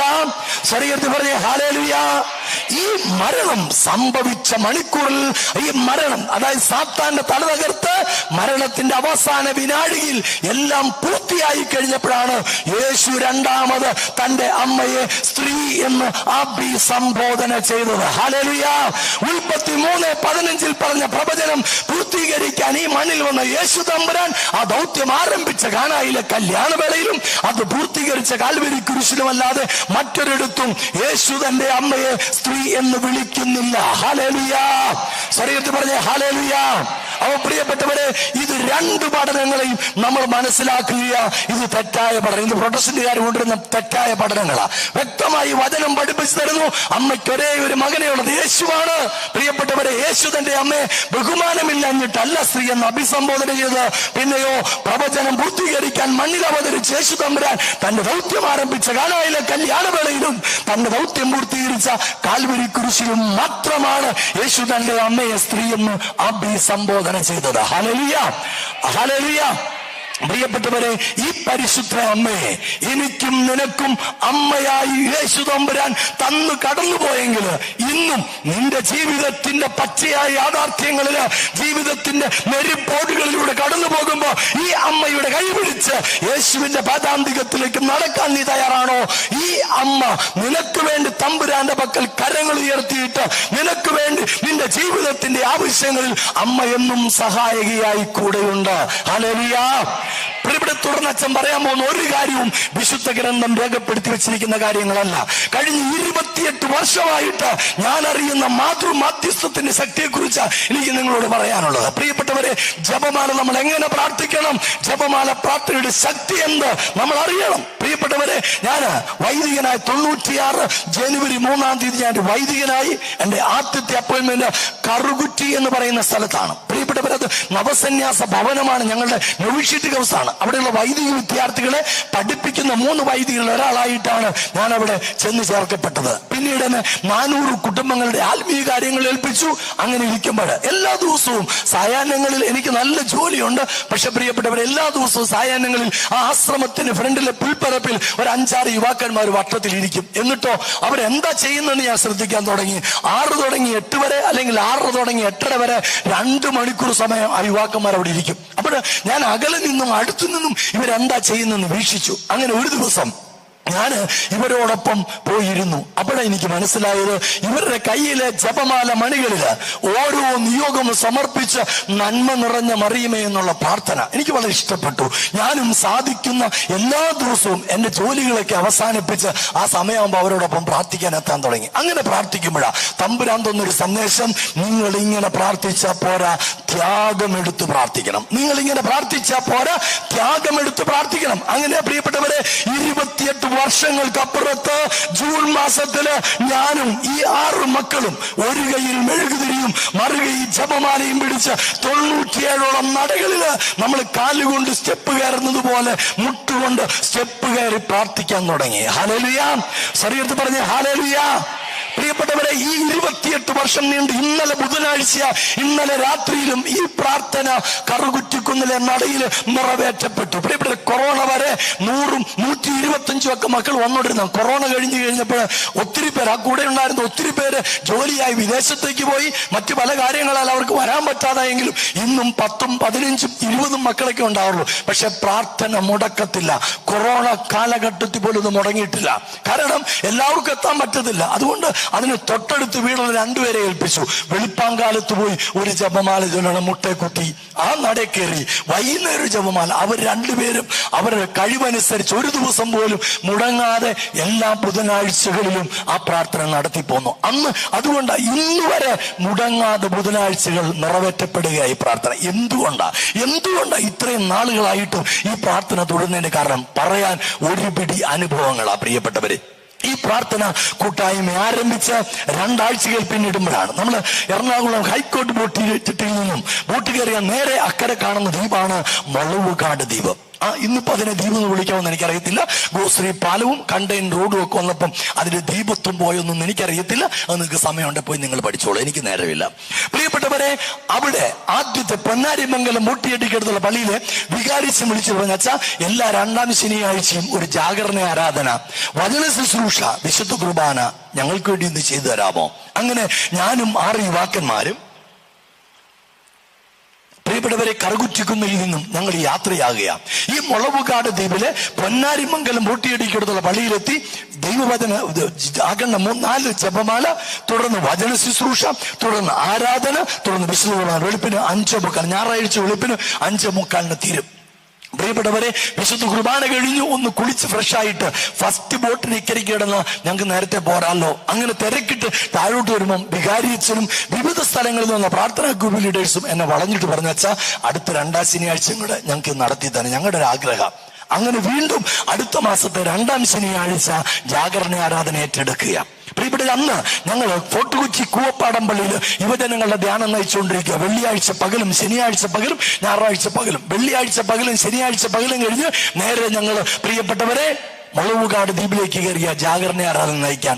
ജാഗരണ ആരാധന 5:45 അവസാനിച്ചു. ഒന്ന് കുളിച്ച് ഫ്രഷായിട്ട് ഫസ്റ്റ് ബോട്ടിന് ഇക്കരയ്ക്ക് കിടന്നാൽ സമയത്തങ്ങ് കൂവപ്പാടത്തെല്ലാം അന്നാണ് അവിടുത്തെ ധ്യാനം തീരുക. അതിനുവേണ്ടി തിരക്കിട്ടിറങ്ങുമ്പോൾ പ്രിയപ്പെട്ടവരെ, ഞാൻ പെട്ടെന്ന് തിരക്കിട്ടിറങ്ങി വരുമ്പോൾ വികാരിച്ചോട് യാത്ര ഇങ്ങോട്ട് കേൾക്കുമ്പോൾ ഒരു 28 വയസ്സ് പ്രായം തോന്നുന്ന ഒരു സ്ത്രീ ഓടി വന്നിട്ട് പറഞ്ഞാ എനിക്ക് വേണ്ടി ഒന്ന് പ്രാർത്ഥിക്കണം. ഞാൻ പറഞ്ഞു, മോളെ പ്രാർത്ഥിച്ചോളാം, ഫസ്റ്റ് ബോട്ടിന് പോകാനുള്ള തിരക്കില. അപ്പോഴ് പുറകിൽ നിന്ന് വികാരിച്ചനെ വിളിച്ചു, അച്ഛാ ഒത്തിരി വിഷമിക്കുന്നൊരു കൊച്ചാണ്, ഒന്ന് പ്രാർത്ഥിക്കണേ. അപ്പോൾ ഒരു കസേര കിടപ്പുണ്ട്. ഞാൻ പറഞ്ഞു, നീ ഇവിടെ ഇരിക്കുക. അവളോട് ഇരുന്ന് ഒരു നിമിഷം ഇവളുടെ ശിരസിലേക്ക് കൈവച്ച് പ്രാർത്ഥിച്ചു. പെട്ടെന്ന് ഞാൻ കൈ വലിച്ചു. ഞാൻ ചോദിച്ചു, മോളെ എന്താ നിനക്ക് പറയാനുള്ളത്, ചുരുക്കി പറയാമോ, പെട്ടെന്ന് എനിക്ക് തിരക്കുണ്ട്. അപ്പോൾ പറഞ്ഞു, അച്ഛാ എന്റെ വിവാഹം കഴിഞ്ഞിട്ട് 1.5 വർഷം കഴിഞ്ഞു. എന്നെ വിവാഹം ചെയ്ത് വിദേശത്ത് ജോലിയുള്ളൊരു മനുഷ്യനാ. ഞങ്ങൾ 3 ആഴ്ച ഒരുമിച്ച് ജീവിച്ചു. 3 ആഴ്ചകൾക്ക് ശേഷം അദ്ദേഹം വിദേശത്തേക്ക് പോയി. ആദ്യത്തെ 3 മാസം ഒത്തിരി കത്തുകൾ ഇങ്ങോട്ട് എഴുതി, അതിലേറെ കത്തുകൾ അങ്ങോട്ട് എഴുതി. പിന്നീട് പല കത്തുകൾ അങ്ങോട്ട് എഴുതിയിട്ടും മറുപടി ഒന്നുമില്ല. ഈ സംഭവത്തിന്റെ ചുരുളഴിയുമെന്ന് നിങ്ങൾക്ക് അറിയാൻ പറ്റും. പ്രിയപ്പെട്ടവരെ, ഇവളുടെ ഭർത്താവിന് 2 അനുജത്തിമാരുണ്ട്. 18ഉം 20ഉം വയസ്സുള്ള 2 സഹോദരിമാര്. അവളുമാര് ചില ഇല്ലാ കഥകൾ അങ്ങോട്ട് എഴുതി അറിയിച്ചതാണ് കത്തുകളൊക്കെ നിൽക്കാനുള്ള കാരണം. വീണ്ടും 1.5 വർഷക്കാലം പ്രിയപ്പെട്ട വീട്ടിൽ കത്ത് വരുന്നുണ്ട്. അപ്പനും അമ്മയ്ക്കും സഹോദരങ്ങൾക്കും. ഇതിനകത്തൊന്നും ഇവളെ കുറിച്ചൊരു വാക്കുപോലും ഇല്ല. ആ വീട്ടിൽ ഫോൺ വരാറുണ്ട്. അബദ്ധവശാൽ ഇവളെങ്ങാൻ ചെന്ന് ഫോൺ എടുത്താൽ അങ്ങേ തലയ്ക്കുന്ന ഫോൺ കട്ടാകും. അങ്ങനെ നീണ്ട 1.5 വർഷത്തെ വേദന നിറഞ്ഞ ജീവിതം. ഒരു കൊച്ചു ദുഃഖം പോലും അവളുടെ വീട്ടിൽ അവൾ അറിയിച്ചില്ല. കാരണം അവളുടെ അപ്പം മരിച്ചു പോയതാ. അമ്മ ആങ്ങളമാരും കൂടെ അവൾ വിവാഹം ചെയ്തയച്ചേക്കുന്നത്. പ്രിയപ്പെട്ടവരെ, അതുകൊണ്ട് എല്ലാ ദുഃഖവും ഉള്ളിലൊതുക്കി എപ്പ ആങ്ങള മരിച്ചൊരു സുഖ എന്ന് പറയും. പ്രഭാതത്തിൽ എഴുന്നേറ്റ് വീടും പരിസരവും അടിച്ച് വൃത്തിയാക്കി, വീടിനുള്ളിൽ മുഴുവൻ അടിച്ച് തുടച്ച് വൃത്തിയാക്കി ഭക്ഷണം പാകം ചെയ്ത് വെച്ചിട്ട് ഒരു ചെറിയ പാത്രത്തിൽ ഭക്ഷണവുമായിട്ട് ഇവൾ എറണാകുളം സവിത സംഗീത തീരിനടുത്തുള്ള ഒരു സ്വകാര്യ കമ്പനിയിൽ പെൺകുട്ടിക്ക് ജോലിയുണ്ട്. അങ്ങോട്ടേക്ക് യാത്രയാകും. അവിടെ എത്തി വൈകുന്നേരം തിരിച്ചെത്തുമ്പോൾ ചിലപ്പോൾ 6:30 ആകാം, ചിലപ്പോൾ 7:30 ആകാം, അത് 8:30 വരെ ആകാം. പ്രിയപ്പെട്ടവർ, അപ്പോഴും ഉച്ചയ്ക്കുണ്ട പാത്രം കഴുകാതെ അവിടെ കിടപ്പുണ്ടാകും. ആരോഗ്യമുള്ളൊരു അമ്മയും 18ഉം 20ഉം വയസ്സുള്ള 2 സഹോദരിമാരുള്ള വീട്ടിലെ അവസ്ഥ ഏത്? അമ്മ പറഞ്ഞു, ഇത് നിന്റെ ജോലിയാ, നീ ചെയ്തോണം. അപ്പൊ പെങ്കൊച്ചിനോട് പറഞ്ഞാ, ഏത് ജോലി വേണേലും ഞാൻ ചെയ്യാം, പക്ഷെ എന്റെ ജീവിത പങ്കാളിയുടെ ഒരാശ്വാസത്തിന്റെ കത്ത്, ഒരു ഫോൺ സന്ദേശം, അതാച്ചാ ഞാൻ ആഗ്രഹിക്കുക. അങ്ങനെ നീണ്ട 1.5 വർഷത്തെ വേദന നിറഞ്ഞ ജീവിതത്തിനിടയിൽ ഇതാ ഒരു സന്തോഷ വാർത്ത. അവളുടെ പങ്കാളി എത്തുന്നു. 1.5 വർഷത്തിന് ശേഷം പ്രിയപ്പെട്ടവരെ, അവനെ സ്വീകരിക്കാൻ സ്വന്തം അവന്റെ അപ്പനോടും അമ്മയോടും സഹോദരങ്ങളോടൊപ്പം വെറും 3 ആഴ്ച മാത്രം ഒരുമിച്ച് ജീവിച്ച അവളും എത്തുകയാണ് കൊച്ചി വിമാനത്താവളത്തിന്. അവൻ വന്നിറങ്ങി അപ്പനോടും അമ്മയോടും സഹോദരങ്ങളും എല്ലാം കുശലാന്വേഷണം നടത്തി. അവൻ നിനക്ക് സുഖാണെന്നൊരു വാക്കുപോലും ചോദിച്ചില്ല. പ്രിയപ്പെട്ടവരെ, വീങ്ങിപ്പൊട്ടുന്ന ഹൃദയത്തോടെ പെൺകുട്ടി അന്ന് വീട്ടിലേക്ക് യാത്രയായത്. ആഴ്ച ഈസ്റ്റർ എല്ലാവരും കുടിക്കുന്ന കുടുംബം കുടിച്ചു കൂത്താടി. പ്രിയപ്പെട്ട രാത്രി 12 മണി സമയത്ത് ഇവിടെ കഴുത്തിന് കുത്തിപ്പിടിച്ചിട്ട് പറഞ്ഞു, നിനക്കാരെങ്കിലും ഇവിടെ വന്ന് കൊണ്ടുപോയിക്കോളാൻ പറ, അല്ലെ കൊന്ന് ഞാൻ ഈ കടലിൽ തള്ളും. ഇവന്റെ വീട് ഫോർട്ട് കൊച്ചിയ, ഇവളുടെ വീട് എറണാകുളം ചേരാനല്ലൂര. രാത്രി 12 മണി സമയത്ത് ആദ്യമായിട്ട് ആങ്ങളമാരെ അവള് വിളിക്കുകയാ. പ്രിയപ്പെട്ടവരെ, ആദ്യമായിട്ട് പെങ്ങള് വിളിക്കുക. അവര് ടാക്സി വിളിച്ച് ഓടിച്ചെന്നു, പെങ്ങളെ കൊണ്ടുപോന്നു. ഈ പെൺകുട്ടിക്ക് എന്നോട് ചോദിക്കാനുള്ള ചോദ്യമാണ്, അച്ഛാ ഞാൻ ജീവിക്കണോ മരിക്കണോ, അച്ഛൻ പറ. എനിക്ക് ഫസ്റ്റ് ബോട്ട് പോകാനുള്ള ഒരു തിരക്കൊരു സമയത്ത് 2 മരിക്കണോ ജീവിക്കണോ ചോദിക്കുന്ന കൊച്ചോട് ഞാനെന്ത് ഉത്തരം പറയാനാ? ഒരു നിമിഷം പെട്ടെന്ന് കണ്ണടച്ച് പ്രാർത്ഥിക്കുമ്പം ദൈവത്തിന്റെ പരിശുദ്ധമാവുന്നൊരു ചിന്ത, ഈ മകളോട് പറ, ജപമാല ചൊല്ലി പ്രാർത്ഥിക്കാൻ പറ. ഞാൻ പറഞ്ഞു, മോളെ നീ ഇന്ന് തുടങ്ങി ജപമാല ചൊല്ലി പ്രാർത്ഥിക്കേ. അതിലൊരു രഹസ്യം, വിരിച്ചു പിടിച്ച കരങ്ങളോടെ നിന്റെ പങ്കാളിയുടെ മനസാന്തരത്തിന് വേണ്ടി സമർപ്പിച്ച് പ്രാർത്ഥിക്കുക. ദൈവത്തിന്റെ ആത്മാവ് ആ നിമിഷം വെളിപ്പെടുത്തുക. പ്രിയപ്പെട്ടവരെ, 21 എന്ന് ഞാൻ പറഞ്ഞു, മോളെ നീ ഇന്ന് തുടങ്ങി പ്രാർത്ഥിച്ചോ. ഇന്ന് 21 നാൾ പ്രഭാതത്തിൽ നിന്റെ ഭർത്താവ് നിന്റെ വീട്ടിൽ വരും. ഞാൻ പറഞ്ഞു, ഒരു ധ്യാനം കൂടുന്ന കാര്യം പറയണം കേട്ടോ. ഉടനെ അവള് ചിരിച്ചു. ഞാൻ ചിരി, നീ എന്താ ചിരിക്കുന്നേ? അച്ഛാ മുഖത്ത് നോക്കത്തില്ല അച്ഛാ, പിന്നെ അങ്ങനെ അച്ഛനെ ധ്യാനം കൂടുന്ന കാര്യം പറയുന്നേ? ഞാൻ പറഞ്ഞു, നീ പ്രാർത്ഥിക്കുന്നുണ്ടെങ്കിൽ അമ്മ എപ്രകാരം നിന്റെ ജീവിതത്തിൽ ഇടപെടുമെന്ന് ഞാൻ കാണിച്ചു തരാം. 21 എന്ന് ദൈവം വെളിപ്പെടുത്തിയെങ്കിൽ 21 നാൾ പ്രഭാതത്തിൽ അവളുടെ ഭർത്താവ് അവളുടെ വീട്ടിലെത്തി. എന്നിട്ട് ഇങ്ങോട്ടല്ല ചോദിച്ചത്, അങ്ങോട്ട് ചോദിച്ചു, അമ്മച്ചി ഞാൻ ഇവിടെ കൊണ്ടൊരു ധ്യാനത്തിന് പൊക്കോട്ടെ. ഒരാഴ്ചത്തെ ധ്യാനം കൂടി മടങ്ങി വന്നു. തിരിച്ചു വന്ന് അവൻ ചോദിച്ചു, അവൻ വിദേശത്തുള്ള ജോലിയെല്ലാം ഉപേക്ഷിച്ചു. പ്രിയപ്പെട്ടവരെ, അവൻ ചോദിച്ചു, അവന് ബാംഗ്ലൂർ BPL കമ്പനിയില ക്വാർട്ടേഴ്സ് അടക്കം അനുവദിച്ചു പുതിയ ജോലി അവന് കിട്ടി. അവൻ ചോദിച്ചു, അമ്മച്ചി ഞാൻ ഇവിടെ കൊണ്ട് ബാംഗ്ലൂർക്ക് പോയിക്കോട്ടെ. ഉടനെ അമ്മച്ചി എന്നെ വിളിച്ചു, അച്ഛാ വിടണോ വേണ്ടയോ? കാരണം അമ്മച്ചിയുടെ ചിന്ത, ഇന്ന് വീട്ടിൽ നിന്ന് ഇറക്കി കൊണ്ടുപോകും, നാളെ കശുമാൻ തോട്ടത്തിലോ റെയിൽവേ പാളത്തിലോ ഡെഡ് ബോഡി കാണും, കയ്യിലൊരു ഇഷ്ടം കടലാസം കാണും, എന്റെ മരണത്തിന് ആരും ഉത്തരവാദികളല്ലെന്ന്. അമ്മയ്ക്ക് പേടിയതാ. എന്നോട് ചോദിച്ചു, അച്ഛാ വിടണോ വേണ്ടയോ? ഞാൻ ചോദിച്ചു, അമ്മച്ചിയാണോ കെട്ടിയത് അത് അവനാണോ കെട്ടിയത്? അവൻ അന്ന് അങ്ങ് വിട്ടാക്കാൻ പറഞ്ഞു. ഉടനെ അമ്മച്ചിയുടെ അടുത്ത് ചോദിയാ, ഞാനും കൂടെ പൊക്കോട്ടെ എന്ന്. ഞാൻ പറഞ്ഞു കൊണ്ടുപോയി പൊക്കോളാൻ പറഞ്ഞു. പ്രിയപ്പെട്ട 3.5 മാസക്കാലം ഈ മകനോടും മകളോടും ഒപ്പം ബാംഗ്ലൂർ BPL കമ്പനിയുടെ ക്വാർട്ടേഴ്സിൽ പോയി താമസിച്ചിട്ട് മടങ്ങി വന്ന് മുട്ടുകുത്തി നിന്ന് ആ അമ്മ പറഞ്ഞ വാക്കുകളാണ്: അപേക്ഷിച്ചാൽ ഉപേക്ഷിക്കാത്ത അമ്മയാ പരിശുദ്ധ കന്യകാമറിയം. ഹല്ലേലൂയ. സ്വർഗ്ഗത്തിൽ നിന്ന് പറയാമോ ഹല്ലേലൂയ, ഹല്ലേലൂയ? തൊട്ടടുത്ത വ്യക്തിക്കൊന്ന് ഷെയ്ക്കാണ്ട് കൊടുത്തിട്ട് സന്തോഷത്തോടെ പറയാമോ: അപേക്ഷിച്ചാൽ ഉപേക്ഷിക്കാത്ത അമ്മയാ പരിശുദ്ധ കന്യകാമറിയം. ഒന്ന് പറയാമോ: അപേക്ഷിച്ചാൽ ഉപേക്ഷിക്കാത്ത അമ്മയാ പരിശുദ്ധ കന്യകാമറിയം. എത്ര അനുഭവം നിങ്ങൾക്ക് കേൾക്കണം, എത്ര അനുഭവം നിങ്ങൾക്ക് കേൾക്കണം. പ്രിയപ്പെട്ട, നിങ്ങൾക്ക് കേൾക്കണമോ? 14 നീണ്ട വർഷത്തിന് ശേഷം ഒരു യുവാവിനെ സ്വന്തം കുടുംബത്തിലെത്തിച്ച അനുഭവം. പ്രിയപ്പെട്ടവരെ, കാഞ്ഞിരപ്പള്ളിയിലെ അതിസമ്പന്നമായ കുടുംബത്തിൽ ജനിച്ചു വളർന്ന ചെറുപ്പക്കാരൻ തന്റെ ഹൈസ്കൂൾ വിദ്യാഭ്യാസം പൂർത്തിയാക്കിയത് ഇരിങ്ങാലക്കുട ഡോൺ ബോസ്കോ സ്കൂളില്.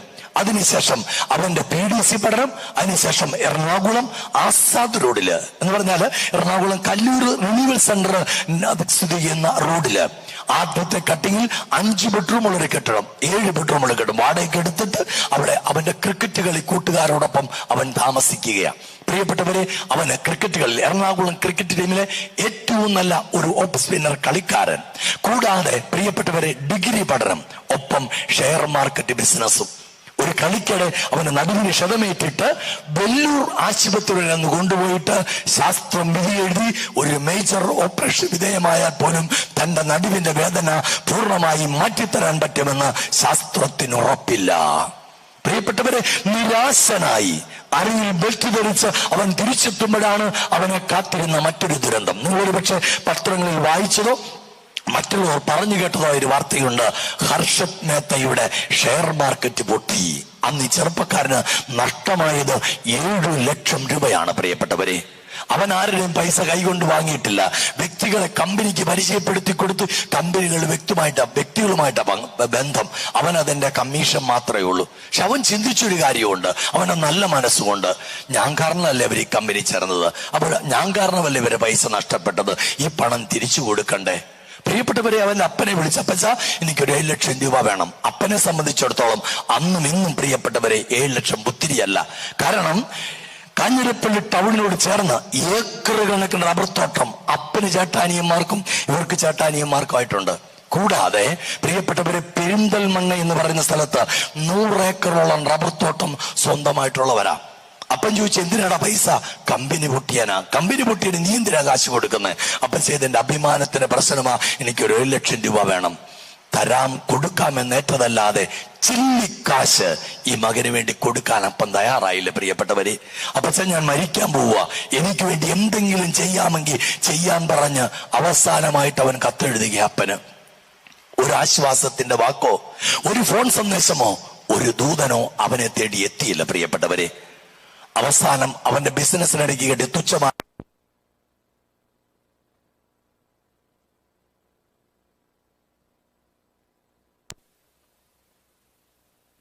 അവന്റെ കടബാധ്യത തീർത്തു. കൂടെ എഴുതി ചേർത്തു, എന്റെ അപ്പനും അമ്മയ്ക്കും ഞാനെന്ന് പറയുന്ന മകൻ മരിച്ചു. പിന്നീട് അങ്ങോട്ട് നീണ്ട 14 വർഷം അപ്പൻ, അമ്മ, സഹോദരങ്ങൾ, ബന്ധുക്കൾ, പിന്നെ ജന്തുക്കൾ എല്ലാം പരിശ്രമിച്ചു അവനെ തിരികെ ഒന്ന് വീട്ടിലെത്താൻ. പ്രിയപ്പെട്ടവരെ, അങ്ങനെ ഇരിക്കുമ്പോഴാണ് 2000 ഡിസംബർ 24-ാം തീയതി ഇവന്റെ ഏറ്റവും അടുത്തൊരു സുഹൃത്താണ്. നിങ്ങൾ എന്തെങ്കിലും അങ്കമാലിയിലൂടെ യാത്ര ചെയ്യുകയാണെങ്കിൽ അങ്കമാലി ടൗണില് തെറ്റയിൽ ജ്വല്ലറി എന്ന് പറയുന്ന ഒരു സ്ഥാപനം കാണും. അത് നടത്തുന്ന മാർട്ടിനും ജോസിയേട്ടനും മാർട്ടിനുമാണ്. മാർട്ടിന്റെ കൂടെ പഠിച്ചവനായവൻ. അതുകൊണ്ട് ആ മാർട്ടിന്റെ കല്യാണം കഴിഞ്ഞ് അവന്റെ പങ്കാളിയുടെ വീട്ടിലേക്ക് പോകുമ്പോൾ 2000 ഡിസംബർ 24-ാം തീയതി ഇവന്റെ വാടക വീട്ടിൽ കയറി ഒന്ന് ക്രിസ്മസ് വിഷ് ചെയ്തേച്ച് പോയാക്കാന്ന് കരുതി അവിടെ ചെന്നതാ. അവിടെയുള്ള അവന്റെ ക്രിക്കറ്റ് കളി കൂട്ടുകാരെല്ലാം ക്രിസ്മസ് ആഘോഷങ്ങൾക്ക് വീട്ടിലെത്തിക്കഴിഞ്ഞിരുന്നു. ഇവനോ ഇവിടെ ഒറ്റയ്ക്ക 7 ബെഡ്റൂമും 5 ബെഡ്റൂമുള്ള കെട്ടിടത്തില്. പ്രിയപ്പെട്ടവരെ, ആ പോരാൻ നേരത്ത് വിഷ് ചെയ്ത് പോരാൻ നേരത്ത് ആ പെങ്കുച്ചു ചോദിച്ചു, സഹോദര വീട്ടിലൊന്നും പോകുന്നില്ലേ? എന്റെ വീട് ഇതൊക്കെ തന്നെയാ. അന്ന് തിരിച്ചു പോരുമ്പോൾ മാട്ടിനോട് പങ്കാളി ചോദിച്ചു, സഹോദരൻ നിങ്ങളൊക്കെ സുഹൃത്തുക്കളാന്നല്ലേ പറയുന്നേ, അതിനെയൊന്നും കൊണ്ട് വീട്ടിലാക്കാൻ പാടില്ലേ? അവൻ പറഞ്ഞെടി, പരിശ്രമിക്കാഞ്ഞിട്ടല്ലടി കഴിഞ്ഞ 10-14 വർഷം പരിശ്രമിച്ച് ചൊല്ലിട്ടിരിക്കുന്ന കാര്യമാ. അപ്പോഴവള് പറഞ്ഞു, ചേട്ടാ നിങ്ങൾ പരിശ്രമിച്ചാൽ നടക്കുന്നേ, നിങ്ങൾ പരിശ്രമിച്ചാൽ നടക്കുന്നേ, നിങ്ങൾ പരിശ്രമിച്ചാൽ നടക്കുന്നേ. മാട്ടിന്റെ ഉള്ള സ്വസ്ഥത നഷ്ടപ്പെട്ടു. അവൻ കൂട്ടുകാരെല്ലാം വിളിച്ചപ്പോൾ, ഞടാ ഞാൻ എനിക്കൊരു മണ്ടത്തരം പറ്റി, ഞാൻ അവളെയും കൊണ്ടൊന്ന് ക്രിസ്മസ് വിഷ് ചെയ്യാൻ പോയതാണ്, ഇപ്പൊ എന്റെ ഉള്ള സമാധാനം പോയി, എന്നെങ്കിലും ചെയ്തേ പറ്റുള്ളൂ. അങ്ങനെ കൂട്ടുകാരെല്ലാം ചേർന്ന് ഇവനെ 2001 ജനുവരി ആദ്യ ആഴ്ചയില് കൊളത്തുവയിൽ ധ്യാന കേന്ദ്രത്തിൽ ധ്യാനത്തിന് കൊണ്ടയാക്കി. ധ്യാനത്തിന്റെ കുമ്പസാരം കഴിഞ്ഞ് കൗൺസിലിംഗ് ശുശ്രൂഷയുടെ സമയത്ത് ഒരു സിസ്റ്റർ അവന് വേണ്ടി പ്രാർത്ഥിച്ചു പറഞ്ഞു, മോനെ നീ അപ്പനോടും അമ്മയോടും ഒത്തിരി ക്ഷമിക്കാനുള്ളതായി കാണുന്നു, ക്ഷമിച്ച് പ്രാർത്ഥിച്ചാൽ കർത്താവ് ഒത്തിരി കൃപ തരുമെന്ന് പറഞ്ഞു. അവൻ പറഞ്ഞു ക്ഷമിച്ചിട്ട് കൃപ മൊത്തമായിട്ട് സിസ്റ്റർ എടുത്തോളാൻ പറഞ്ഞു. തിരിച്ചു വന്നപ്പോ കൂട്ടുകാർ ചോദിച്ചു, മോനെ നിനക്ക് എന്നാ കിട്ടി? ഒത്തിരി കിട്ടി, ഹോൾസെയിലായിട്ട് സിസ്റ്ററിന് കൊടുത്തിട്ട് പോന്നെന്ന് പറഞ്ഞു. തിരിച്ചു പിറ്റേ ആഴ്ച കറുകുറ്റിക്കുന്നെ പ്രാർത്ഥിക്കാൻ എത്തുമ്പോഴും പ്രിയപ്പെട്ടവരെ, ഈ മാർട്ടിനും ജോസിയേട്ടനും ചേർന്ന് ഇവനെ പിടിച്ചു കിട്ടി എന്ന് പറഞ്ഞ പോലെ പ്രാർത്ഥനയ്ക്ക് കൊണ്ടുവന്നേക്കുക. രാത്രി 9 മണിക്ക് ആരംഭിക്കുന്ന പ്രാർത്ഥന മുകളിലെത്താൻ 10:15 മുക്കാൽ മണിക്കൂർ, 1 മണിക്കൂറാ. കാരണം ഓരോ നന്മ നിറഞ്ഞ മറിയുമെന്നുള്ള പ്രാർത്ഥനയും നിയോഗം സമർപ്പിച്ച് മുട്ടിൽ നിന്ന് മുട്ടിലേക്കുള്ള കയറ്റം. പ്രിയപ്പെട്ടവരെ, ഇവന് നടുവിൽ വയ്യാത്തുകൊണ്ട് അരയെ ബെൽറ്റിട്ടേക്കുക. അതുകൊണ്ട് താഴത്തെ നടയിൽ നിന്ന് ഈ ജപമാല പങ്കെടുത്തു. കഴിഞ്ഞപ്പോ അവൻ പറഞ്ഞു, കൊള്ളാം, പക്ഷെ എന്നെ കൊണ്ട് ഇതൊന്നും പറ്റത്തില്ല. അത് കഴിഞ്ഞ 10:30 കഴിഞ്ഞ 10 മിനിറ്റ് ബ്രേക്ക്, ഒരു ഗ്ലാസ് ചൂടുവെള്ളം കിട്ടാം, ചിലപ്പോൾ ഒരു ഗ്ലാസ് കട്ടൻ ചായ കിട്ടാം. കഴിഞ്ഞ ഉടനെ പള്ളിക്കകത്ത് ആരാധന എഴുന്നള്ളിച്ചു വെച്ച ആരാധന. ഇവന് മുട്ടുകുത്താൻ പറ്റാത്തതുകൊണ്ട് പുറകിലത്തെ ബെഞ്ചിലിരുന്ന് അവൻ ആരാധന കൂടുന്നത്. ആരാധനയുടെ രോഗശാന്തി ശുശ്രൂഷ, വചന ശുശ്രൂഷ എല്ലാം കഴിഞ്ഞു. അവസാനം കൃത്യം രാത്രി 12 മണിക്ക് ആശീർവാദം. കാരണം എല്ലാവരും ജോലിക്കാരോ ബിസിനസ്സുകാരാ വരുന്നവര്. അപ്പൊ അവർക്ക് രാവിലെ പള്ളി പോയിട്ട് വേണം ജോലിക്ക് പോകാനായിട്ട്. അതുകൊണ്ട് കൃത്യം 12 മണിക്ക് ആരാധനയുടെ ആശീർവാദം. ഈ ആരാധനയുടെ ആശീർവാദത്തിന് വേണ്ടി കർത്താവ് തന്ന സന്ദേശം എല്ലാം പറഞ്ഞ് അവസാനത്തെ ആശീർവാദത്തിന് വേണ്ടി കർത്താവിനെടുത്ത് ഉയർത്തിയേക്കുക. പ്രിയപ്പെട്ടവര്, ആ സമയത്ത് കർത്താവ് പറയുന്നു, ഒരു സന്ദേശം കൂടെ പറയാനുണ്ട്. ഞാൻ ചോദിച്ചു, കർത്താവ് എന്താ? അനേക നാളുകളായി അരയിൽ ബെൽറ്റ് ധരിച്ച് നടക്കുന്ന മകനെ ഞാൻ തൊടുന്നു. 14 വർഷമായിട്ട് പള്ളിയിൽ മുട്ടുകുത്താൻ പറ്റാത്ത അവനോട് ഞാൻ പറയുന്നു, മുട്ടുകുത്തി പ്രാർത്ഥിക്കാൻ. ഹല്ലേലൂയാ, ഹല്ലേലൂയാ. ആ സമയത്ത് ഇവൻ നോക്കുമ്പോൾ, ആശീർവാദം സ്വീകരിക്കാൻ ബെഞ്ചിൽ ഇരുന്നവൻ എഴുന്നേറ്റ് നിൽക്കുമ്പോൾ നോക്കുമ്പോൾ അരയില് നടുവിന്റെ ബെൽറ്റ് ബലമായിട്ട് കെട്ടിച്ചതാ. നോക്കുമ്പോൾ താഴെ പാദത്തിൽ വീണ് കിടപ്പുണ്ട് ബെൽറ്റ്. 14 വർഷത്തിന് ശേഷം ആദ്യമായിട്ട് അവൻ ആ ദേവാലയത്തിൽ മുട്ടുകുത്തി. പ്രിയപ്പെട്ടവരെ, തിരിച്ച് കല്ലൂർ വരെയുള്ള യാത്രയില് അവൻ ചെക്ക് ചെയ്തത് അവന്റെ നടുവ് ശരിയായോ എന്നാ. കാറേ ഇരുന്നുകൊണ്ട് ശരിയായി. പ്രഭാതത്തിൽ മാട്ടിനെ വിളിച്ചു, ഇവിടെ എനിക്ക് നിന്നെ കാണണം, എന്റെ നടുവ് ശരിയായി. 4.5 മണിക്കൂർ സമയം എറണാകുളത്തൊരു ഹോട്ടൽ മുറിയിലും സംസാരിച്ച ശേഷം എന്നെ കാണണമെന്ന് പറഞ്ഞു. അങ്ങനെ 2001 ജനുവരി 26 3.5 മണിക്കൂർ സമയം ആ ചെറുപ്പക്കാരൻ പങ്കുവെച്ച അനുഭവം ഞാൻ നിങ്ങളോട് പങ്കുവെച്ചത്. ഞാൻ പറഞ്ഞു, മോനെ ഞാൻ നിന്നെ കേട്ടു, നിന്റെ അപ്പനെ അമ്മേനെ എനിക്കൊന്ന് കാണണം. അപ്പനും അമ്മയും വന്നാ പറയാൻ പോകുന്ന കാര്യങ്ങൾ ഞാൻ അച്ഛനോട് പറയാം. ഞാൻ പറഞ്ഞു, അത് വേണ്ട, നിന്റെ അപ്പനെ അമ്മേനെ എനിക്കൊന്ന് കാണണം. അച്ഛ, അതൊന്നും നടക്കാൻ പോകുന്ന കാര്യങ്ങളല്ല, അവരുമായിട്ട് എനിക്ക് യാതൊരു ബന്ധവും ഇല്ല. അത് 14 വർഷം മുമ്പ് എന്നേക്കുമായിട്ട് അവസാനിപ്പിച്ചു. പ്രിയപ്പെട്ടവരെ, 14 നീണ്ട വർഷം യാതൊരു ബന്ധവുമില്ലാത്ത അപ്പനും അമ്മയുമായിട്ട് ഇനിയൊരു ബന്ധത്തെക്കുറിച്ച് ചിന്തിക്കാൻ ഞാനില്ല. അവൻ എന്നെ മുറിയിൽ നിന്ന് ഇറങ്ങിപ്പോകുമ്പോൾ എന്റെ മനസ്സിലൊരു വാശി ഉണർന്നു. പ്രിയപ്പെട്ടവരെ, എങ്ങനെയെങ്കിലും ഇവനെ തിരികെ വീട്ടിലെത്തിക്കണം. വീട്ടിലെ ഫോൺ നമ്പർ പോലും തരാതെ അവൻ ഇറങ്ങിപ്പോക്കളഞ്ഞത്. ഞാൻ അവന്റെ കൂട്ടുകാരെ വിളിച്ചു, ഈ മാട്ടിനെ വിളിച്ചു, എടാ ഇങ്ങനെ ഒരു സംഭവം ഉണ്ട്, അവന്റെ വീട്ടിലെ നമ്പർ ഒന്ന് സംഘടിപ്പിച്ചു തന്നെ. അവൻ ഏതോ കസിൻസിനെ തപ്പിപ്പിടിച്ച് അവരെ നമ്പർ എൻ്റെ കൊണ്ട് തന്നു. ഞാൻ അപ്പനെ അമ്മച്ചി വിളിച്ചു. അപ്പച്ച, അമ്മച്ചി, ഞാനിങ്ങനെ ആലുവ എന്നൊരു അച്ഛനെ വിളിക്കുന്നത്. ഞാനന്ന് കറുകുറ്റിയിൽ നിന്നും ആലുവ ആശ്രമത്തിലേക്ക് ട്രാൻസ്ഫർ ആയിരുന്നു. ഞാനിങ്ങനെ വിളിക്കുന്നത്, എനിക്ക് നിങ്ങളെ ഒന്ന് കണ്ടാൽ കൊള്ളാം. പറഞ്ഞു, അച്ഛാ നാളെ രാവിലെ, അതായത് വ്യാഴാഴ്ച വിളിക്കുന്നത്, വെള്ളിയാഴ്ച 11:30 മണിക്ക് ഞാൻ എത്തിയേക്കാം. പ്രിയപ്പെട്ടവർ, വെള്ളിയാഴ്ച 11:30 മണിക്ക് അവരെത്തി. 1.5 മണിക്കൂർ എന്നോട് സംസാരിച്ചിട്ട് അവർ പോയി കഴിഞ്ഞപ്പോൾ ഞാൻ വിളിച്ചു, മോനെ നിന്റെ അപ്പച്ചനും അമ്മച്ചിയും വന്നിരുന്നു, നീയും കൂടെ ഒന്ന് വരുമോ? പ്രിയപ്പെട്ടവരെ, അവൻ പറഞ്ഞ, അച്ഛൻ ഞാൻ വരാം. 3/4 മണിക്കൂർ കഴിഞ്ഞപ്പോൾ അവനെത്തി. ആലുവ ആശ്രമത്തിന്റെ വിസിറ്റിംഗ് റൂമിലേക്ക് കയറുമ്പോൾ ചെറുപ്പക്കാരൻ എന്നോട് പറഞ്ഞൊരു കാര്യമുണ്ട്. അച്ഛാ, ദൈവത്തിന് പോലും എന്നെ വേണ്ട എന്ന് പറഞ്ഞ വ്യക്തിയാണ് ഞാൻ. എന്നാൽ എന്റെ നടുവിന്റെ വേദന തമ്പുരാൻ ശാസ്ത്രത്തിന്റെ കണക്കൂട്ടിലപ്പുറത്ത് മാറ്റി തന്നപ്പം അന്ന് തുടങ്ങി ഇന്നോളം എല്ലാ ദിവസവും വിശുദ്ധ ബലിയിൽ സംബന്ധിക്കുന്ന, എല്ലാ 2 ആഴ്ചയിൽ ഒരിക്കൽ കുമ്പസാരിക്കുന്ന, എല്ലാ ദിവസവും ദിവ്യകാരുണ്യം സ്വീകരിക്കുന്ന ഒരു വ്യക്തി അച്ഛാ ഞാൻ. പക്ഷെ അതിന്റെ ഒന്നും പേരിൽ അടഞ്ഞ അധ്യായം തുറക്കാൻ ഞാനില്ല. ഞാൻ പറഞ്ഞു, മോനെ അങ്ങനല്ലടാ, അപ്പനും അമ്മേട്ടാ എൻ്റെ നടക്കത്തില്ല അച്ഛാ എന്ന് പറഞ്ഞ് അവൻ എൻ്റെ മുറി വിട്ടു പോകുമ്പോൾ എൻ്റെ മനസ്സിലൊരു വാശി ഉണർന്നു. ഈ ചെറുപ്പക്കാരൻ തിരികെ വീട്ടിലെത്താം. പിറ്റേ ബുധനാഴ്ച പ്രാർത്ഥിക്കാൻ കറുകുറ്റിക്കുന്നിലെത്തുമ്പോൾ എൻ്റെ പാൻസിന്റെ മുട്ട് ഞാൻ അങ്ങ് മടക്കി. പ്രിയപ്പെട്ടവരെ, കറുകുറ്റിക്കുന്നിലെ നടയെന്ന് പറയുന്നത് ചിപ്സ് ഇട്ട, മാർബിൾ ഇട്ട, ഗ്രാനൈറ്റ് ഇട്ട, വിക്ടിഫൈഡ് ടൈലിട്ട നടയല്ല. നല്ല ഒന്നാം തരം പരിക്കം തെളിഞ്ഞു നിൽക്കുന്ന നടയാ. പോരാത്തിന് അതിനുമുള്ളൊരു UP സ്കൂളുണ്ട്. അവർക്കറിയാം അച്ഛനും യുവജനങ്ങളും ഇവിടെ കഷ്ടപ്പെട്ട് പ്രാർത്ഥിക്കുന്ന സ്ഥലമാണ്. അവന്മാര് സ്കൂൾ വിട്ടു പോകുമ്പോൾ മുകളിൽ നിന്ന് മണൽ വാരിയിട്ട് നടവഴി വെതറിയിട്ട് പോകും. പ്രാർത്ഥിക്കുന്നവർ നന്നായിട്ട് പ്രാർത്ഥിക്കട്ടെ. അപ്പൊ ഇവിടെ പൊന്നിച്ച് പറക്കുന്ന വേദനയാ. യൂത്ത് ചോദിച്ചു, എന്താ അച്ഛാ? ഞാൻ പറഞ്ഞു, മക്കളെ പറയാം. പ്രാർത്ഥിച്ചു. മുകളിലെത്തുമ്പോ വേർത്തു കുളിക്കുക ഞാൻ. കാരണം ഞാൻ ഇട്ടിരിക്കുന്ന ഡ്രസ്സ് മുഴുവൻ നനഞ്ഞ് പിഴിയാവുന്ന രീതിയിലായി. വേദന സഹിക്കാൻ പറ്റുന്നില്ല. മുട്ട് പൊട്ടി ചോര പൊടിയുന്നുണ്ട്. അമ്മയോട് ഞാനൊരു കാര്യം പറഞ്ഞു, അമ്മേ, ഈ മകൻ തിരികെ വീട്ടിലെത്തുവോളം ഞാൻ ഈ നടയിലുണ്ടാകും. 1 അല്ല 2 അല്ല 3 ആഴ്ചകൾക്ക് ശേഷം ഞാൻ ഇവന്റെ അപ്പനെ അമ്മനെ വിളിച്ചു. എനിക്ക് നിങ്ങളെ ഒന്നുകൂടെ കാണണം, വരാവോ എന്ന് ചോദിച്ചു. അന്ന് ഞാൻ വിളിക്കുന്നത് വ്യാഴാഴ്ച. അവർ വെച്ചാൽ വെള്ളിയാഴ്ച വരാം. വെള്ളിയാഴ്ച 11 മണിയായപ്പോൾ അവരെത്തി. അപ്പൊ ഇവര് വരുമെന്ന് ഉറപ്പിച്ചപ്പം ഞാൻ ഇവനോട് പറഞ്ഞടാ, നിന്റെ അപ്പനും അമ്മയും വരുന്നുണ്ട്, നീ കൂടെ ഒന്ന് വരുവോ? അവൻ പറഞ്ഞു, എന്നെ കിട്ടത്തില്ല, എന്നെ പ്രതീക്ഷിക്കണ്ട, എന്നെ നോക്കണ്ട. ഓക്കെ. ഇവർ വന്നു. ഇവരെ ആലുവാശ്രമത്തിന്റെ പുറകിലുള്ള ജീവസ് കേന്ദ്രം എന്ന് പറയുന്ന ഒരു സെന്ററില് ഒരു ഡയറക്ടറിന്റെ 2 റൂമുണ്ട്. അതിലൊരു മുറിയിൽ ഞാൻ അവനെ ഇരുത്തി ഇവരോട് സംസാരിക്കാൻ തുടങ്ങും. ആശ്രമത്തിരിക്കുന്ന പയ്യൻ പറഞ്ഞ, അച്ഛാ, ഒരാളും കൂടെ അച്ഛനെ കാണാൻ വന്നിട്ടുണ്ട്. ഞാൻ ചെന്ന് നോക്കും, ഇവനെയും കൊണ്ട് അപ്പനും അമ്മയും ഇരിക്കുന്ന മുറിയിലേക്ക് വരുമ്പം അപ്പൻ നോക്കുന്നത് കെട്ടിടത്തിന്റെ ബീമിനൊക്കെ നല്ല കനാണെന്ന്, മകൻ നോക്കുന്ന പുറത്ത് വയ്ക്കുന്ന മരമെല്ലാം ക്രമമായിട്ടാണോ നിൽക്കുന്നതെന്ന്.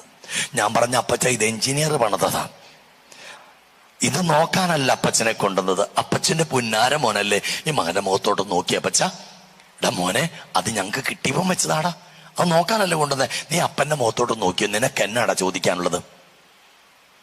എനിക്കൊന്നും ചോദിക്കാനില്ലെന്ന് പറഞ്ഞു. ഞാൻ പറഞ്ഞു, ഉണ്ട്, ചോദിച്ചേ പറ്റൂ. എന്നാ പിടിച്ചോളാൻ പറഞ്ഞു. ഒറ്റക്കൊട്ട ചോദ്യം. എന്തുകൊണ്ട് അപ്പൻ അങ്ങനെ പെരുമാറി, എന്തുകൊണ്ട് അപ്പൻ ഇങ്ങനെ പെരുമാറി? ഒറ്റക്കൊട്ട ചോദ്യം കഴിഞ്ഞപ്പോ അപ്പൻ, അമ്മ, പ്രിയപ്പെട്ടവരെ, മകന്റെ വലതു തോള് തുടങ്ങി കൈപ്പത്തി വരെ ഇങ്ങനെ തിരുമുന്നുണ്ട്. വാ മാനെ, വന്നു എല്ലാം പോയില്ലേ, അപ്പച്ചന്റെ അമ്മച്ചിയുടെയും കയ്യിൽ നിന്നല്ലേ വന്ന്, ക്ഷമിക്കടാ, പൊറുക്കടാ, വാ എന്ന് പറഞ്ഞുകൊണ്ട് അവര് കാള കരയുന്ന പോലെ കരയുന്നുണ്ട്.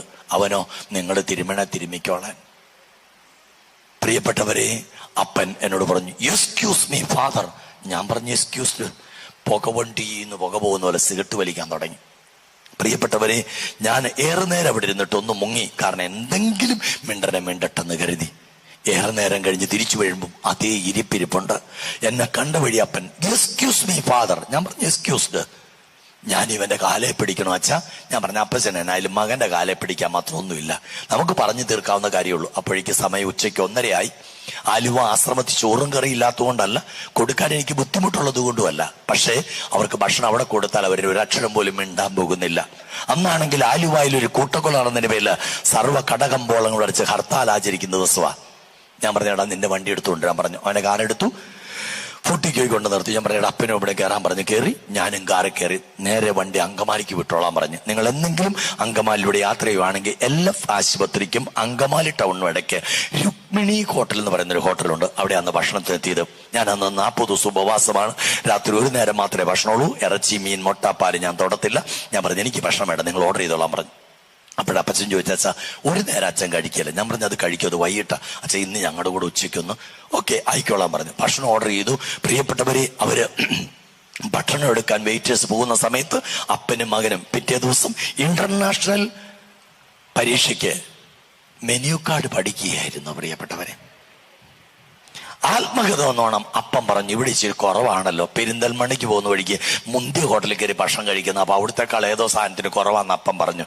മകനും പറഞ്ഞു, ഇവിടെ ഇച്ചിരി കുറവാന്ന് പറഞ്ഞു. അത്ര സംസാരിച്ചു കേട്ടോ അവര്. വണ്ടി തിരികെ ആലുവ ആശ്രമത്തിലെത്തുന്നവരെ ഒരു പൊന്നീച്ചു പോലും പറഞ്ഞില്ല. പ്രിയപ്പെട്ടവരെ, ആലുവ ആശ്രമത്തിൽ നിന്ന് ഇറങ്ങി, ഞാൻ കാറിൽ നിന്ന് ഇറങ്ങി സൈഡിൽ നിൽക്കുക. ഞാൻ പറഞ്ഞു, എടാ, അപ്പനും അമ്മേനും കൂടെ കാർ കയറ്റി. അവർ വന്ന് പള്ളിയുടെ ഫ്രണ്ടിലാണ് കിടക്കുന്നത്, കയറ്റി വിടാൻ പറഞ്ഞു. പ്രിയപ്പെട്ടവരെ, നാഷണൽ ദൂരദർശൻ TV ചാനൽ കാണുവാണെങ്കിൽ ഗാർഡ് ഓഫ് ഓണർ എന്ന പരിപാടി നിങ്ങൾ കണ്ടിട്ടുണ്ടാവും. ഒരു വിദേശ രാജ്യത്തെ പ്രധാനമന്ത്രിയോ പ്രസിഡന്റോ വരുമ്പോൾ ഒരു ബറ്റാലിയൻ സൈന്യങ്ങൾ തോക്കെല്ലാം പിടിച്ചിങ്ങനെ നിൽക്കും. അതിന്റെ ചീഫ് ഇൻ കമാൻഡർ ഈ വരുന്ന ഗസ്റ്റിന് ഒരു ഗാർഡ് കൊടുക്കും. കണ്ടിട്ടില്ലേ? ഇങ്ങോട്ട് നോക്കൂ, ഏതാണ്ട് ഇതുപോലെയാണ് കേട്ടോ. ഏതാണ്ട് ഇതുപോലെ കൊണ്ട കാറെ കയറ്റി വിട്ടു. തിരിച്ചു വരുമ്പോൾ ഞാൻ അവിടെ നിൽപ്പുണ്ട്. ഞാൻ പറഞ്ഞടാ മോനെ, എനിക്കൊന്ന് കാഞ്ഞിരപ്പള്ളിക്ക് പോകണമല്ലോ, അച്ഛന് കാസർഗോഡിന് വേണേൽ ഞാൻ വണ്ടിയായിട്ട് വരാം, ഇനി കന്യാകുമാരിക്ക് വേണമെങ്കിൽ ഞാൻ വണ്ടിയായിട്ട് വരാം, പക്ഷെ എൻ്റെ വണ്ടിയുടെ ടയറ് കാഞ്ഞിരപ്പള്ളിക്ക് തിരിയൂല്ല. ഞാൻ പറഞ്ഞു മോനെ, എനിക്ക് കാഞ്ഞിരപ്പള്ളിക്ക് പോയാൽ മതി, നടക്കൂല. പ്രിയപ്പെട്ട, വണ്ടി വിട്ടു പോകുമ്പോഴും എൻ്റെ മനസ്സിലുണ്ടെന്ന വാശിയ ഇവൻ തിരികെ അവൻ്റെ വീട്ടിലെത്തണം. വീണ്ടും 3 ബുധനാഴ്ചകളാ ഈ ജപമാല കയ്യിലേന്തി മുട്ടുമുട്ടുമാറ് അമ്മയുടെ മാധ്യസ്ഥം തേടി പ്രാർത്ഥിച്ചത്. 3 ബുധനാഴ്ചകൾക്ക് ശേഷം ഞാൻ അറിഞ്ഞു ഇവന്റെ അപ്പനും അമ്മ എറണാകുളത്ത് വരുന്നുണ്ട്. ഞാൻ വിളിച്ചു, നിങ്ങൾക്ക് നിങ്ങളുടെ മോനെ വേണോ? വേണം. പറയുന്ന പോലെ ചെയ്യാമോ? ചെയ്യാം. അവന്റെ വാടക വീട്ടിൽ പോകാൻ പറഞ്ഞു. അവന്റെ വാടക വീട്ടിലെത്തി 2.5 മണിക്കൂർ സമയം അവർ ചെലവഴിച്ചു. അതിനുശേഷം അവൻ കാപ്പിയും ബിസ്ക്കറ്റും ഒക്കെ കൊണ്ടു കൊടുത്തു. അവർ കാഞ്ഞിരപ്പള്ളി ചെന്നിട്ട് എന്നെ വിളിച്ചു പറഞ്ഞാ ഞങ്ങൾ പോയിരുന്നച്ച, കാപ്പിയും ബിസ്ക്കറ്റും കൊണ്ട് തന്നച്ച, ഇച്ചിരിയൊക്കെ വർത്താനം പറഞ്ഞച്ച. ഞാൻ ഒന്നും അറിയാത്ത രീതി ഫോൺ വെച്ചിട്ട് ഇവനെ വിളിച്ചടാ, നിന്റെ അപ്പനും അമ്മ ഇന്ന് എറണാകുളത്ത് വരുന്നെന്ന് പറയുന്നത് കേട്ടായിരുന്നു, അതിലെങ്ങാൻ വന്നോടാ? അവൻ പറഞ്ഞു വച്ച. 2.5 മണിക്കൂർ സമയം ചെലവഴിച്ചാ, ഇച്ചിരിയൊക്കെ സംസാരിച്ചാ, ഞാൻ കൊടുത്ത കാപ്പിയൊക്കെ കുടിച്ചാ. പിന്നെ ഒന്നും സംസാരിക്കാൻ ഞാൻ സമയം കൊടുത്തില്ല. അന്നൊരു വെള്ളിയാഴ്ചയാ. ഞാൻ പറഞ്ഞു, ഞായറാഴ്ച രാവിലെ 9:30 മണിക്ക് ഞാനും നിന്റെ കൂട്ടുകാരൻ മാട്ടിനും വണ്ടിയുമായിട്ട് വരും, നമുക്ക് കാഞ്ഞിരപ്പള്ളിക്ക് പോകണം എന്ന് പറഞ്ഞ് ഞാൻ ഫോൺ കട്ടാക്കി. 2 മിനിറ്റിൽ അവൻ തിരിച്ചു വിളിച്ചു, ഞാൻ മുങ്ങും. ഞാൻ പറഞ്ഞു, നീ മുങ്ങിക്കൂ, ഞങ്ങൾക്ക് എറണാകുളം അറിയാം, ഞങ്ങൾ എറണാകുളത്ത് വന്നിട്ട് പോന്നോളാം. പിന്നെ സംസാരിക്കാൻ പോയില്ല പ്രിയപ്പെട്ടവരെ, ഫോൺ കട്ടാക്കി. ശനിയാഴ്ച രാത്രി 11:30 മണി സമയം എന്റെ മുറിയിൽ പിരിച്ചിട്ടിരിക്കുന്ന ബേബി മെറ്റിൽ ഞാൻ മുട്ടുകുത്തി നിൽക്കുക. 4ാമത്തെ ജപമാലയുടെ 5ാമത്തെ രഹസ്യത്തിലെ അവസാനത്തെ നന്മ നിറഞ്ഞ മറിയമേ മാത്രമേ ബാക്കിയുള്ളൂ. ഞാൻ അമ്മേ, ഇത്രയും പ്രാർത്ഥിച്ചിട്ടും മകനെ തരിയല്ലേ, ഇത്രയും പ്രാർത്ഥിച്ചിട്ടും മകനെ തരിയല്ലേ. അവസാനത്തെ നന്മ നിറഞ്ഞ മറിയമേ എന്നുള്ള പ്രാർത്ഥന തീർന്നു.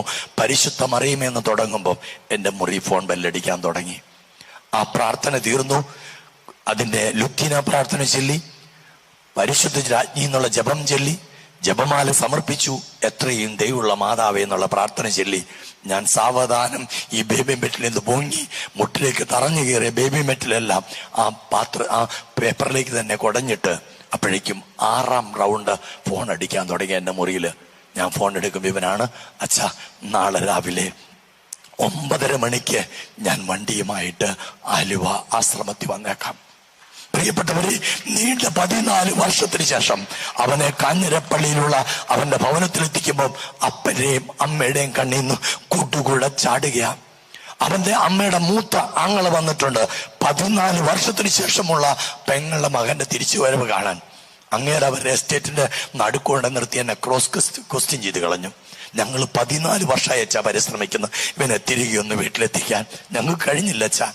എന്താ അച്ഛാ ഇവന്റെ രഹസ്യം? ഇവനെ അച്ഛൻ പരിചയപ്പെടുത്തി നാളായില്ലെന്നാണല്ലോ ഇവര് പറയുന്നേ. ഞാൻ എൻ്റെ പാൻസിന്റെ മുട്ടിഞ്ഞ് പൊക്കി. ഞാൻ പറഞ്ഞു, ചേട്ടാ ഇതാണ് ചേട്ടാ അതിന്റെ രഹസ്യം, ഇതാണ് ചേട്ടാ അതിന്റെ രഹസ്യം. പ്രിയപ്പെട്ട കഥ തുടരുക. പിന്നെ അവൻ പ്രാർത്ഥനയ്ക്ക് വിളിക്കാം എപ്പോഴും വരാൻ തുടങ്ങി. ഞാൻ ഇവന്റെ മേൽ പിടിമുറുക്കാൻ തുടങ്ങി.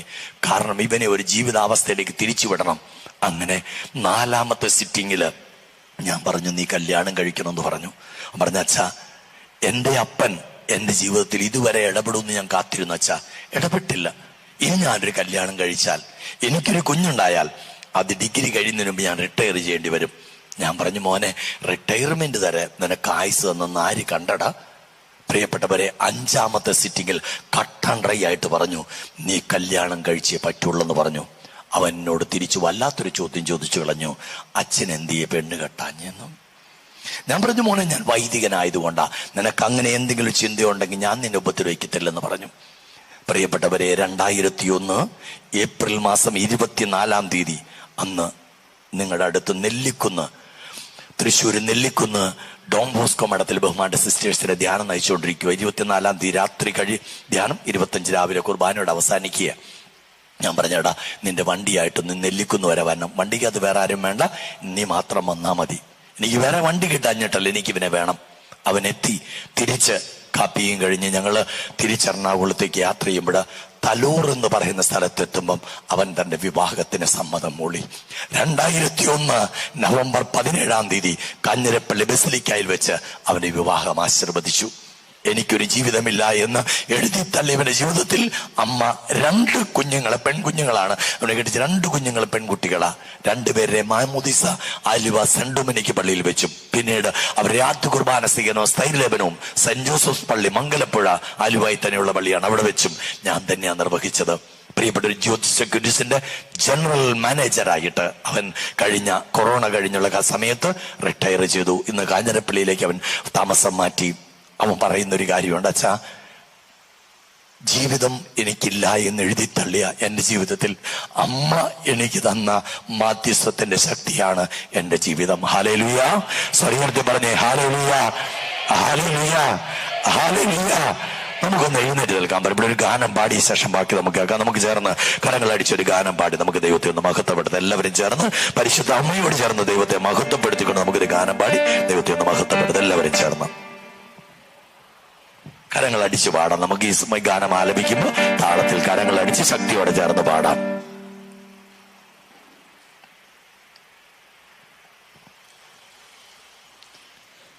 നമുക്ക് താളത്തിൽ കരങ്ങളടി.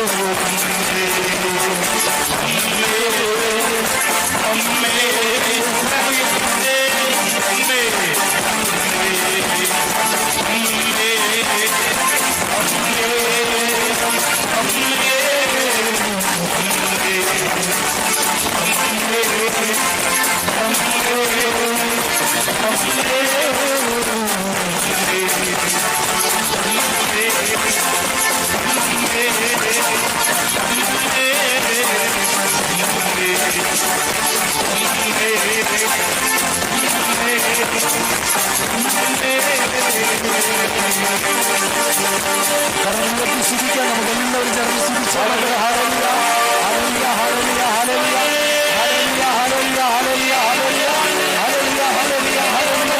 ഈശോയേ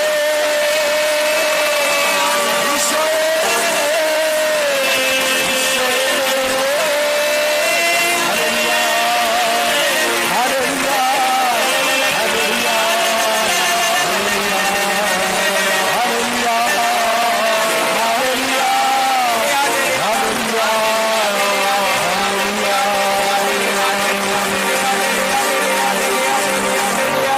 ചേർന്നത് പ്രാർത്ഥിച്ച മക്കളെ, നന്മ നിറഞ്ഞ മറിയമേ സുസ്തി, കർത്താവ് അങ്ങയോടുകൂടെ സ്ത്രീകളിൽ അങ്ങ് അനുഗ്രഹിക്കപ്പെട്ടവളാകുന്നു. അങ്ങയുടെ ഉദരത്തിൻ ഫലമായ ഈശോ അനുഗ്രഹിക്കപ്പെട്ടവനാകുന്നു. പരിശുദ്ധ മറിയമേ തമ്പുരാന്റെ അമ്മേ, പാപികളായ ഞങ്ങൾക്ക് വേണ്ടി ഇപ്പോഴും ഞങ്ങളുടെ മരണസമയത്തും തമ്പുരാനോട് അപേക്ഷിക്കണമേ. Amen. Praise the Lord. Praise the Lord. Hallelujah hallelujah. യേശുവേ നന്ദി. യേശുവേ നന്ദി. ഇരിക്കാം നമുക്ക്. പ്രിയപ്പെട്ടവർ, മടുത്തോ? നിങ്ങൾ മടുത്തോ? പ്രിയപ്പെട്ടവരെ, എത്ര അനുഭവങ്ങളാണ് അച്ഛൻ പങ്കെടുക്കാം. നീണ്ട മണിക്കൂറിൽ നിന്ന് അമ്മയെ കുറിച്ച് പറയാം. ഇനി നിങ്ങൾക്ക് കേൾക്കണമോ? പ്രിയപ്പെട്ടവരെ, ഒരു രാത്രി പ്രാർത്ഥിച്ചുകൊണ്ടിരിക്കുമ്പം എന്നോട് പറയുക, ആ മകനോട് പറ, അവന്റെ വീടിന്റെ വാതിക്കൽ ഞാൻ നിൽക്കുന്നു എന്ന് അവനോട് പറയാൻ പറഞ്ഞു. അവന്റെ വീടിന്റെ വാതിക്കൽ ഞാൻ നിൽക്കുന്നു എന്ന് പറഞ്ഞു. എനിക്ക് അതിന്റെ അർത്ഥം ഒന്നും മനസ്സിലായില്ല. ഞാൻ ആ സഹോദരൻ പറഞ്ഞു, സഹോദര, കർത്താവിൻ സഹോദരന്റെ ഭവനത്തിന്റെ വാതിക്കൽ നിൽക്കുന്നു എന്ന് പറയാൻ എന്നോട് പറഞ്ഞു. ആ മനുഷ്യന് അത്രയും കൂടെ മനസ്സിലായില്ല. പ്രിയപ്പെട്ടവരെ, ഒരു വീട് വെച്ചിട്ട് സ്വന്തമായിട്ടൊരു വാതിൽ വെക്കാൻ പൈസ ഇല്ലാത്തത് കൊണ്ട് വീടിന്റെ ആ വാതിലിന്റെ ഷേപ്പില് റീപ്പർ കൊണ്ട് വാതിലുണ്ടാക്കിയിട്ട് അത് രണ്ടു വശത്തും പ്രിയപ്പെട്ട ചാക്ക് വെച്ച് അടിച്ചിട്ട് അത് ഭിത്തിയോട് ചേർത്ത് വെച്ച് കെട്ടിയിട്ട് അതിൽ ഒരു കയർ കയ്യിലും ഒരു കയർ കാലയിലും കെട്ടിയ ഈ മനുഷ്യൻ കിടന്നുറങ്ങുന്നത് വീട്ടിലോർക്ക് സംരക്ഷണമായിട്ട്. ആ മനുഷ്യനോട് പറയുന്നത്, നിന്റെ വാതുക്കൾ ഞാൻ നിൽക്കുന്നു. പിറ്റേ പ്രഭാതത്തില് രാത്രി 12 മണിക്ക് പ്രാർത്ഥനയും കഴിഞ്ഞ് പോയി കിടന്നുറങ്ങി. രാവിലെ എഴുന്നേറ്റ് പള്ളി പോകാൻ വാതിലിലെ കെട്ടൊക്കെ അഴിച്ച് മാറ്റി വെക്കുമ്പോ ഭാര്യയുടെ ആങ്ങള വന്ന് വാതുക്ക നിൽക്കുക. അളിയ, വീട് വെച്ചിട്ടൊരു വാതിൽ വെക്കാൻ പറ്റിയില്ലല്ലേ? ഞാൻ അറിഞ്ഞളിയ, പക്ഷെ 10 പൈസ എനിക്ക് ഒത്തു കിട്ടിയില്ല. ഇപ്പൊ എനിക്കൊരു 10,000 രൂപ ഒത്തു കിട്ടി. അതുമായിട്ട് ഞാൻ വന്നതാ. അളിയ, ഒരു വാതിൽ വെക്ക്. പ്രിയപ്പെട്ടവരെ, 4.5 കിലോമീറ്റർ സൈക്കിൾ ചവിട്ടി പ്രഭാതത്തിൽ വന്നേക്കുവാ. അച്ഛാ, ഇന്നലെ രാത്രി പ്രാർത്ഥിച്ചു പറഞ്ഞില്ലേ കർത്താവ് വാതിക്ക് നിൽക്കുന്നു. ഇതാ അച്ഛാ, ഇതാ പ്രിയപ്പെട്ടവരെ, അമ്മയുടെ മാധ്യസ്ഥത്തിന്റെ ശക്തി. അമ്മ നമ്മളെ തള്ളിക്കളയത്തില്ല. നിന്റെ ജീവിതത്തിന്റെ നൊമ്പരങ്ങളിൽ ആരോടും പങ്കുവെക്കാൻ പറ്റാത്ത വിധം നമ്മുടെ മനസ്സ് പെടയുമ്പം, എല്ലാ വഴികളും നമുക്ക് അടഞ്ഞെന്ന് തോന്നുമ്പോൾ അമ്മ നമുക്ക് സഹായമായിട്ടുണ്ടാകും. Hallelujah hallelujah hallelujah. അമ്മ നമുക്ക് സഹായമായിട്ടുണ്ടാവും. പ്രിയപ്പെട്ടവരെ, മരണത്തിന്റെ പടിവാതിക്കൽ നിന്ന് പിടിച്ചു വാങ്ങിയിട്ടുണ്ട് ജീവിതങ്ങളെ. പച്ചാളം പോണക്കര പെട്ടക്കുഴിക്ക് പള്ളിക്കടുത്ത് താമസിക്കുന്ന ഒരു മനുഷ്യൻ, ജോസിയേട്ടൻ എന്ന അദ്ദേഹത്തിന്റെ പേര്. അദ്ദേഹം ഞങ്ങൾ ബുധനാഴ്ച രാത്രി പ്രാർത്ഥന കഴിഞ്ഞ് പിരിഞ്ഞതാ. ശനിയാഴ്ച 12 മണിയോട് അടുത്തപ്പോൾ ഒരു ഫോൺ കോൾ വരുക. അപ്പോഴ് ആശ്രമത്തിൽ അന്ന് നമുക്ക് മൊബൈലുള്ള സമയമൊന്നും അല്ല. അപ്പോഴ് ആശ്രമത്തിൽ അച്ഛാ ഒരു ഫോണുണ്ട്. ഞാൻ പറഞ്ഞു, മോനെ ഞാൻ ഉറങ്ങിയിട്ടില്ലടാ, ഞാൻ ഒരു കാര്യം ചെയ്തുകൊണ്ടിരിക്കുക, നീ ഇന്റർകോം കണക്ട് ചെയ്തോളാൻ പറഞ്ഞു. അവൻ മുറിയിലേക്ക് ഫോൺ കണക്ട് ചെയ്ത് ഞാൻ ഫോൺ എടുക്കുമ്പോൾ ഈ മകനാ കാറിക്കരയുക, അപ്പച്ചൻ അപ്പച്ചൻ അപ്പച്ചൻ. ഞാൻ പറഞ്ഞു, മോനെ എന്നാ പറ്റിയിടാ? അപ്പച്ചന് വാവിട്ട് കരയുക. ഞാൻ അവസാനം അവൻ പറഞ്ഞൊപ്പിച്ച, അച്ഛാ അപ്പച്ചന് സിവിയർ അറ്റാക്കാ. ഒരറ്റാക്ക് പൂർണ്ണമായിട്ട് ആ ഫ്ലക്ച്വേഷൻ നോർമൽ ആകുന്നതിന് മുമ്പ്, ഹാർട്ട് ബീറ്റ് നോർമൽ ആകുന്നതിന് അടുത്ത അറ്റാക്ക്. ലിസി ആശുപത്രിയുടെ ICU ഉണ്ടില്ല. അറിയിക്കാനുള്ളവരെല്ലാം അറിയിച്ചോളാൻ പറഞ്ഞു. വാവിട്ട് കരയുക ഞങ്ങളുടെ അപ്പച്ചൻ. ഞാൻ പറഞ്ഞു, മോനെ നീ രാത്രി കരയരുത്. അപ്പച്ചനെ അമ്മ നമുക്ക് തരും. ഈശോയിൽ നിന്ന് അമ്മ നമുക്ക് വാങ്ങിത്തരും. നീ ഫോൺ വെച്ചോ മോനെ. നാളെ രാവിലെ 8:30 മണി എന്ന് പറയുന്നൊരു സമയം ഉണ്ടെങ്കിൽ ലിസി ആശുപത്രിയുടെ ICU യൂണിറ്റിന്റെ വാതിക്ക ഞാൻ ഉണ്ടാവും. നീ ഫോൺ വെച്ചോ മോനെ, ഒന്നും സംഭവിക്കത്തില്ലടാ. പ്രിയപ്പെട്ടവരെ, അവൻ ഫോൺ വെച്ച വഴി എൻ്റെ കൂടെ പ്രാർത്ഥിക്കുന്ന യുവജനങ്ങളെല്ലാം വിളിച്ചു. മക്കളെ, ഒന്നല്ലെങ്കിൽ ബേബി മെറ്റില്, അല്ലെങ്കിൽ ഉപ്പ് കല്ലിട്ടു, മുട്ടുകുത്തിക്കോ, ജപമാല കയ്യിലെടുത്തു. നമ്മുടെ ജോസിയേട്ടനെ നമുക്ക് വേണം, നമ്മുടെ ജോസിയേട്ടനെ വേണം. അമ്മയോട് പറയണം, തിരുപ്പുത്രയിൽ നിന്ന് ആ മകനെ ഞങ്ങൾക്ക് തിരികെ വേണമെന്ന്. വെളുപ്പിന് 4 മണി 5 മണിയായപ്പോ എല്ലാവരും തിരിച്ചു വിളിക്കാൻ തുടങ്ങി. അച്ഛാ, നമുക്ക് ജോസിയേട്ടനെ കിട്ടും. ഞാൻ പറഞ്ഞു, നമുക്ക് കിട്ടണം. വെളുപ്പിന് വിശുദ്ധ കുർബാനയും കഴിഞ്ഞ് ഞാൻ പ്രിയപ്പെട്ടവരെ 8:30 മണി നടിക്കുമ്പം ലിസി ആശുപത്രിയുടെ ഐസിയുണിന്റെ വാതിക്കലെത്തി. ഈ പയ്യനെന്നെ കണ്ട് കരഞ്ഞോട്. ഞാൻ വാ ഒത്തിപ്പിടിച്ചു. കാര്യം ഭാര്യയും പെങ്ങന്മാരും പെമ്മക്കളും ഒക്കെ അവിടെ കിടന്ന് ഉറങ്ങുന്നുണ്ട്. പാപങ്ങള് രാത്രി മുഴുവൻ കാവലിരുന്നിട്ട്. ഞാൻ പറഞ്ഞു, മോനെ അവരാരെ ഉണർത്തണ്ട, ഞാനൊന്ന് കാണട്ടെ മാനെ ഐസി യൂണിറ്റിൽ. വാതിക്ക് മുട്ടി സിസ്റ്റർ ഒന്ന് തുറന്നു. ഞാൻ പറഞ്ഞു, സിസ്റ്റർ ഇങ്ങനെ കൊണ്ടച്ച ഉള്ളിലേക്ക് കയറാൻ പറഞ്ഞു. എന്നെ മാത്രമേ കയറ്റുള്ളൂ, അവനെ കയറ്റിയില്ല. കയറി വാതിലടച്ചപ്പോ സിസ്റ്റർ എന്നോട് പറഞ്ഞ, അച്ഛാ ശാസ്ത്രത്തിന്റെ ഭാഷ പറഞ്ഞ ഹോപ്പ്ലെസ്സാ, സെക്കൻഡ് സെഡേഷനിലാ കിടക്കുന്നത്, ഫ്ലക്ച്വേഷൻ നോർമൽ ആകുന്നില്ല, ശാസ്ത്രത്തിന്റെ ഭാഷ പറഞ്ഞാൽ തീർന്നു. എന്നിട്ട് എന്നോട് സിസ്റ്റർ പറഞ്ഞു, അച്ഛൻ വന്നല്ലേ നമുക്ക് അന്ത്യകൂദാശയം കൂടെ കൊടുത്തേക്കാന്ന്. പ്രിയപ്പെട്ടവരെ, ഈ മനുഷ്യന്റെ അടിയിലേക്ക് ഞാൻ മാറി നിൽക്കുമ്പോൾ ഈ മനുഷ്യന്റെ നെഞ്ചിൽ നിന്ന് ഇനി ഒരു ട്യൂബ് പോലും മോണിറ്ററിലേക്ക് പിടിപ്പിക്കാനില്ല. അതുപോലത്തെ അവസ്ഥയില. ഈ മനുഷ്യന്റെ ശിരസിന് മുകളിൽ കൈ ഞാൻ ഇങ്ങനെ പിടിച്ചിട്ട് പറഞ്ഞു, അമ്മേ ഇന്നലെ രാത്രി മുഴുവനും ഞങ്ങള് കരഞ്ഞു പ്രാർത്ഥിച്ചത് ഈ മകന് വേണ്ടിയിട്ടാ, ഈ മകന് വേണ്ടിയിട്ടാ. ഞങ്ങൾക്ക് വേണം അമ്മ ഈ മകനെ. തിരിച്ചു പിടിച്ച് 2 മിനിറ്റ് നേരം ഹൃദയത്തിൽ സ്തുതിച്ചു കാണും. പ്രിയപ്പെട്ടവരെ, സെക്കൻഡ് സെഡേഷനിൽ കിടക്കുന്ന ഈ മനുഷ്യൻ പ്രൈസ് ദി ലോർഡ് പറഞ്ഞു എഴുന്നേറ്റ് വരുവാ. ഞാൻ പറഞ്ഞ കിടക്കിയാട്ടാ. ഇന്നും ബുള്ളറ്റ് ഓടിക്കുന്നുണ്ട് ആ മനുഷ്യൻ, ഇന്നും ബുള്ളറ്റ് ഓടിക്കുന്നുണ്ട് ആ മനുഷ്യൻ. ഹല്ലേലൂയ. സ്വർഗ്ഗത്ത് പറഞ്ഞേ ഹല്ലേലൂയ. എത്ര അനുഭവം വേണം. കാരണം അമ്മ എപ്പോഴൊക്കെ നമുക്ക് വേണ്ടി തിരുപ്പുത്രന്റെ പക്കൽ കരങ്ങൾ ഉയർത്തുന്നോ അപ്പോഴൊക്കെ അമ്മ പ്രാർത്ഥിക്കുന്ന ഒരു പ്രാർത്ഥനയും നിരസിക്കാൻ പുത്രനാകില്ല.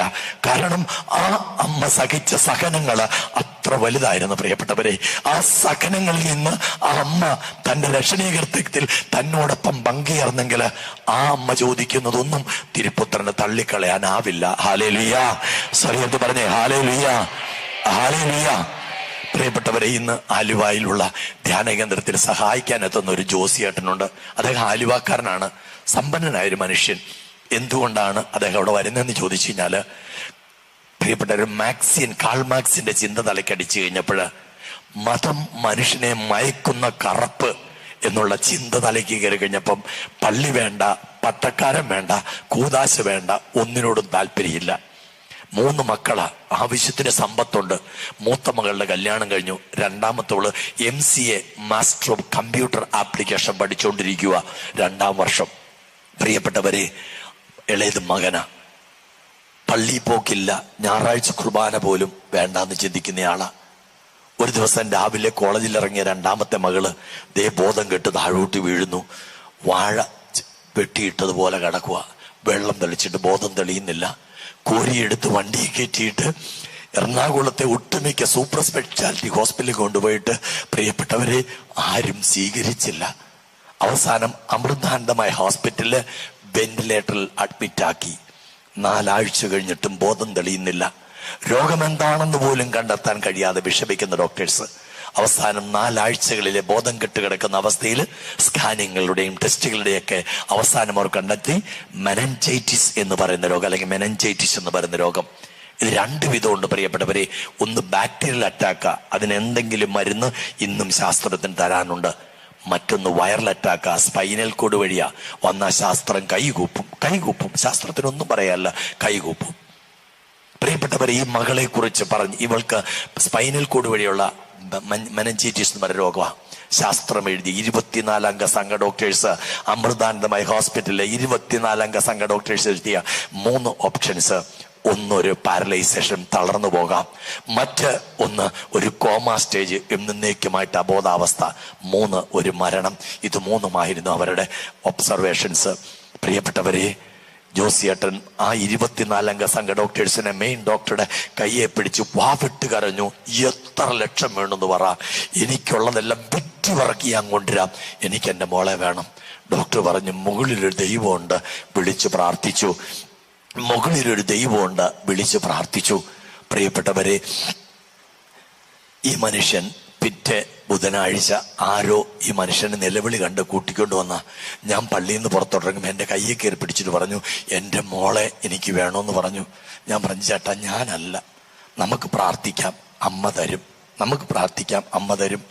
പ്രിയപ്പെട്ടവരെ, ശാസ്ത്രത്തിന്റെ സർവ്വഹോപ്പും തീർന്ന അവസ്ഥയിൽ 14ാമത്തെ ആഴ്ച ബോധം തെളിഞ്ഞ് എഴുന്നേറ്റ് നടന്ന് സ്റ്റെപ്പിറങ്ങി വണ്ടി കയറി വീട്ടിൽ പോന്നു. ശാസ്ത്രം പറഞ്ഞു ഇറ്റ്സ് എ മിറാക്കുലസ് ഹീലിംഗ്, അത്ഭുതകരമായ സൗഖ്യം എന്നാണ് പറഞ്ഞത്. അത്ഭുതകരമായ സൗഖ്യം. പക്ഷെ വെറുതെ വിട്ടില്ല ശാസ്ത്രം. ഒരു കുത്തും കൂടെ കുത്തി പുറകിന്ന്. എന്നാന്നറിയോ? ഒരു കുഞ്ഞുണ്ടാകുന്ന ഉറപ്പില്ലെന്ന്. ഒരു കുഞ്ഞുണ്ടാകുന്ന ഉറപ്പില്ലെന്ന്. പ്രിയപ്പെട്ടവരെ, വിവാഹാലോചന വന്നു. ശാസ്ത്രത്തിന്റെ സർവ്വകുറിപ്പുകളും മാരിയിട്ട് ജോസിയേട്ടൻ. എന്നിട്ട് പറഞ്ഞു, ഇത് ശാസ്ത്രം, ഇത് അമ്മ തന്ന മോളാ, അമ്മ തന്ന മോളാ, ഇവർക്ക് കുഞ്ഞുണ്ടാകുമെന്നാണ് ശാസ്ത്രത്തിന് സംശയം. അതും കൂടെ അംഗീകരിക്കാന്നുണ്ടെങ്കിൽ വിവാഹം മതി. അല്ലെങ്കിൽ മരണം വരെ എന്റെ കട്ടിലിനരികെ, എന്റെ മരണം വരെ എന്റെ കട്ടിലിനരികെ അവള് നിന്നോട്ടെ. പ്രിയപ്പെട്ടവരെ, മിടുമിടുക്കുന്ന ഒരു ചെറുപ്പക്കാരൻ 28 ദിവസം വിദേശത്ത് കമ്പനിയുടെ ടിക്കറ്റിൽ ജോലി ചെയ്താൽ 28-ാം പക്കം കമ്പനി ടിക്കറ്റിൽ നാട്ടിൽ 28 ദിവസം അവധി. വീണ്ടും 28 ദിവസം കഴിഞ്ഞ് തിരിച്ച് വിവാഹം കഴിഞ്ഞു. ആദ്യത്തെ 28 ദിവസം അവിടെ പോയി താമസിച്ചു, തിരിച്ചു വന്നു, വചനം കേട്ടു, തിരിച്ചുപോയി. രണ്ടാമത്തെ വരവിൽ അവൾ പ്രഗ്നന്റ് ആണ്. മിടുമിടുക്കി ഒരു പെൺകുഞ്ഞിന് നോർമൽ ഡെലിവറിയിലൂടെ കർത്താവ് കൊടുത്ത് അനുഗ്രഹിച്ചു. രണ്ടാമതും അവൾ ഗർഭിണിയായി. ഒരാൺകുഞ്ഞിന് അവൾ ജന്മം കൊടുത്തു. മൂന്നാമത് അവൾ പ്രഗ്നന്റ് ആയി. അപ്പോഴ് ഡോക്ടേഴ്സ് പറഞ്ഞു കോംപ്ലിക്കേഷൻ ഉണ്ട്. അപ്പോഴ് എല്ലാ ദിവസവും ഈ മനുഷ്യൻ ഈ മോളുടെ സൗഖ്യത്തിന് ശേഷം ഞങ്ങൾ ധ്യാനം തുടങ്ങുമ്പോൾ വരും. മുകളിലെ ചെറിയ ചാപ്പലില് അതിവികാരത്തിന് മുമ്പില് മുട്ടുകുത്തി, ബേബി മെറ്റലിലെ ചെറിയ ചാക്ക് കാണും അവിടെ, അതേ മുട്ടുകുത്തി എന്ന് കുരിശിന്റെ വഴിയോ ജപമാലയോ ചൊല്ലി ധ്യാനിക്കുന്നവർക്ക് പ്രാർത്ഥിക്കുന്നുണ്ടാവും ആ മനുഷ്യൻ. പ്രിയപ്പെട്ടവരെ, ആ മനുഷ്യൻ ഇടയ്ക്ക് വരുമ്പോൾ മോളെ കൊണ്ടുവരും, അവൾക്ക് വേണ്ടി പ്രാർത്ഥിക്കും, ഒരു വചനം കൊടുക്കും, നീ പ്രാർത്ഥിച്ചു, ജപമാലയും ചൊല്ലിക്കൂ. ഒരു ദിവസം രാവിലെ ക്ലാസ് കഴിഞ്ഞ സ്റ്റേജിൽ നിറങ്ങുമ്പോൾ ഈ മനുഷ്യൻ, അന്ന് ധ്യാനം നടക്കുന്ന ഒരു 3-4 ലെയർ സ്റ്റെപ്പ് താഴോട്ടിറങ്ങണം. ഈ മനുഷ്യൻ 3 ആട്ടത്തിന് താഴെ എത്തിയെന്ന് എനിക്ക് തോന്നുന്നത്. എന്റെ കയ്യെ കയറി, ഞാൻ സ്റ്റേജ് നടക്കുമ്പോൾ എന്റെ കയ്യെ കയറി പിടിച്ചോളൂ. അച്ഛാ കോംപ്ലിക്കേഷനാ, അമ്മയല്ലേ കുഞ്ഞുങ്ങൾ എന്നാ പറയുന്ന അച്ഛാ, ഞാൻ എന്നാ ചെയ്യണ്ടേ? ഞാൻ പറഞ്ഞു വിഷമിക്കരുത്. കൈക്കറി അങ്ങ് പിടിച്ചു. ഞാൻ പറഞ്ഞു വിഷമിക്കണ്ട ജോസേട്ടൻ ഇവിടുന്ന് ജപമാല ചൊല്ലിപ്പൊക്കോ. പാലാരിവട്ടം റിലയൻസസ് മെഡിസിറ്റിയിലാണ് അവളെ അഡ്മിറ്റ് ആക്കിയേക്കുന്നത്. ലേബർ റൂമിന്റെ വാതിക്കെ ചെല്ലുമ്പം അവിടെ ഓപ്പറേഷൻ വേണം, അത് വേണം, ഇത് വേണം, കോംപ്ലിക്കേഷൻ ഉണ്ടാവും. അതിലൊക്കെ അവരൊപ്പിട്ട് കൊടുത്തോട്ടെ. ജോസിയേട്ടൻ അവിടെ ചെല്ലുമ്പോൾ ഒരു രഹസ്യം ജപമാല കൂടെ തീരാനുണ്ടാവും. അതവിടെ ഒന്ന് കൂളായിട്ട് ചെല്ലിക്കണം. ജപമാല തീർന്ന് പിതാവിന്റെ പുത്രനെയും വെക്കുമ്പം ആ ലേബർ റൂമിന്റെ വാതിൽ തുറന്നു തരും. ഒരാൺകുഞ്ഞിനെ കൈ തരും. മേടിച്ചിട്ട് പ്രൈസ്തലോട് പറഞ്ഞേക്കണമെന്ന് പറഞ്ഞു. പ്രിയപ്പെട്ടവരെ, ജപമാലയുടെ അവസാനത്തെ രഹസ്യം മാത്രം ബാക്കിയുള്ളപ്പോൾ ലേബർ റൂമിന്റെ അവിടെ ചെന്നു. അപ്പോഴ് പിന്നെ മകന്റെ ഭർത്താവ് മകന്റെ കുടുംബക്കാരെല്ലാം അവിടെയുണ്ട്. ഭയങ്കര കോംപ്ലിക്കേഷൻ, ഓപ്പറേഷൻ ആണ്, എല്ലാം പറഞ്ഞേക്കുക. അവര് ടെൻഷൻ പിടിക്കുക. ജോസിയേട്ടൻ ഞാൻ പറഞ്ഞ കർത്താവിന്റെ നാമത്തിൽ പറഞ്ഞ വാക്കുകൾ വിളിച്ച് അവിടെ നിന്ന് ജപമാല ചൊല്ലി അവസാനത്തെ രഹസ്യം തീർന്നു. വാതില് തുറന്നു. ഒരു മിടുമെടുക്കണ ആൺകുഞ്ഞിനെ കൊണ്ട് കൈ കൊടുത്തു. Normal delivery. Hallelujah, hallelujah. ഇന്ന് ജോസിയേട്ടൻ പറയും, ഞാൻ എൻ്റെ ദൈവത്തെ വിളിക്കാൻ പഠിച്ചത് എൻ്റെ മകള് കാരണമാ. ഹല്ലേലൂയ. സ്വരമായിട്ട് പറഞ്ഞ ഹല്ലേലൂയ, ഹല്ലേലൂയ, ഹല്ലേലൂയ. പ്രിയപ്പെട്ടവരെ, ഒരു കുടുംബത്തിന് അനുഭവങ്ങൾ അച്ഛൻ പറഞ്ഞ് നിർത്തുക. ഒരു കുടുംബം, പ്രിയപ്പെട്ടവരെ, മക്കളില്ല. വിവാഹം കഴിഞ്ഞ് 2 വർഷം കഴിഞ്ഞു. എല്ലാ ടെസ്റ്റുകളും നടത്തി, ഒന്നിനകത്തും കോംപ്ലിക്കേഷൻ ഒന്നും കാണുന്നില്ല. പക്ഷെ കുഞ്ഞുങ്ങളില്ല. ഒത്തിരി വേദനിച്ച് കടന്നു വന്നു. പ്രാർത്ഥിച്ചുകൊണ്ടിരിക്കും. അമ്മ പറഞ്ഞു, മക്കളോട് പറ 3 മാസം ജപമാല ചൊല്ലിക്കോളാൻ പറ. അതിലൊരു രഹസ്യം ഭാര്യയും ഭർത്താവും കൂടെ കൈകോർത്ത് പിടിച്ചങ്ങ് പ്രാർത്ഥിച്ചോളാൻ പറയാൻ പറഞ്ഞു. പ്രിയപ്പെട്ടവരെ, 3 മാസം അവര് പോയി പ്രാർത്ഥിച്ചു ഒരുമിച്ച്. അപ്പോൾ ആ ദിവസങ്ങളിലൊക്കെ ഞങ്ങൾ നടയിൽ മുട്ടുകുത്തി പ്രാർത്ഥിക്കുമ്പോൾ പ്രിയപ്പെട്ട ഒരേ ഒരു പ്രാർത്ഥനയെ ഞങ്ങൾക്കും ഉണ്ടായിരുന്നുള്ളൂ. അത് വേറൊന്നുമല്ല ഞങ്ങൾ പ്രാർത്ഥിച്ചത്. ഞങ്ങൾ പ്രാർത്ഥിച്ച പ്രാർത്ഥന അതല്ല പ്രിയപ്പെട്ട. ഞങ്ങൾ പ്രാർത്ഥിച്ച കർത്താവേ, അമ്മയോട് പറഞ്ഞ കാര്യം, അമ്മയെപ്പോലെ അവളെയും ഒരമ്മയാക്കി മാറ്റണമേ. അമ്മയെപ്പോലെ അവളെയും ഒരമ്മയാക്കി മാറ്റണമേ. 3 മാസങ്ങൾ കഴിഞ്ഞപ്പം അവൾക്ക് ചില സംശയങ്ങള്. അവള് ആശുപത്രിയിൽ പോയി. പ്രിയപ്പെട്ടവരെ, ടെസ്റ്റ് നടത്തുമ്പം അവൾ പ്രഗ്നന്റ് ആണെന്ന് അറിയുകയാണ്. പ്രിയപ്പെട്ടവരെ, സ്കാൻ ചെയ്യാനുള്ള സമയമായി. സ്കാൻ ചെയ്ത് പറഞ്ഞ റിസൾട്ട് അതിലും അത്ഭുതാവകമാണ്.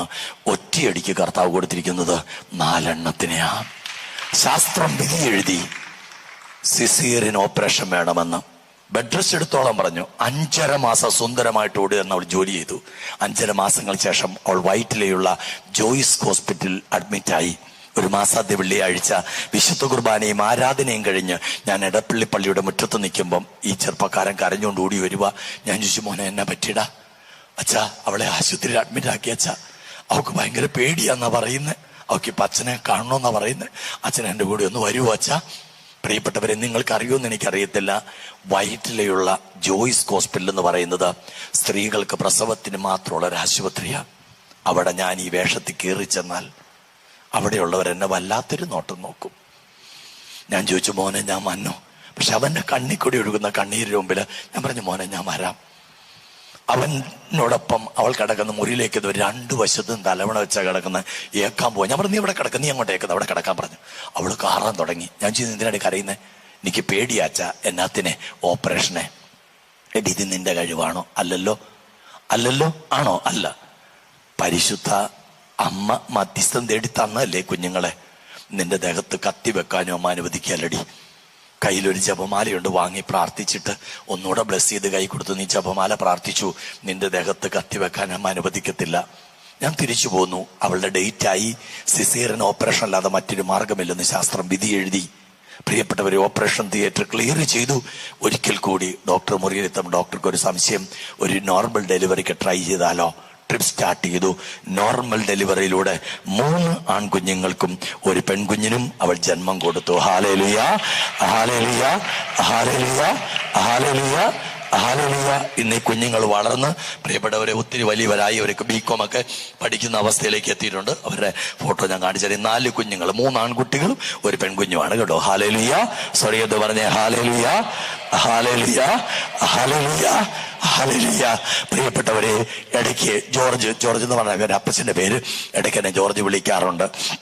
അവന് അന്ന് ജോലി ചെയ്തിരുന്നത് നമ്മുടെ എറണാകുളം MG റോഡിൽ KSRTC സ്റ്റാൻഡിലേക്ക് തിരിയുന്ന തൊട്ടപ്പുറത്ത് കാണുന്ന മുത്തൂറ്റ് ടബേസിൽ വർക്ക് ചെയ്യുന്ന ആലപ്പാട്ട് ഫാഷൻ ജ്വല്ലറിയിലാണ്.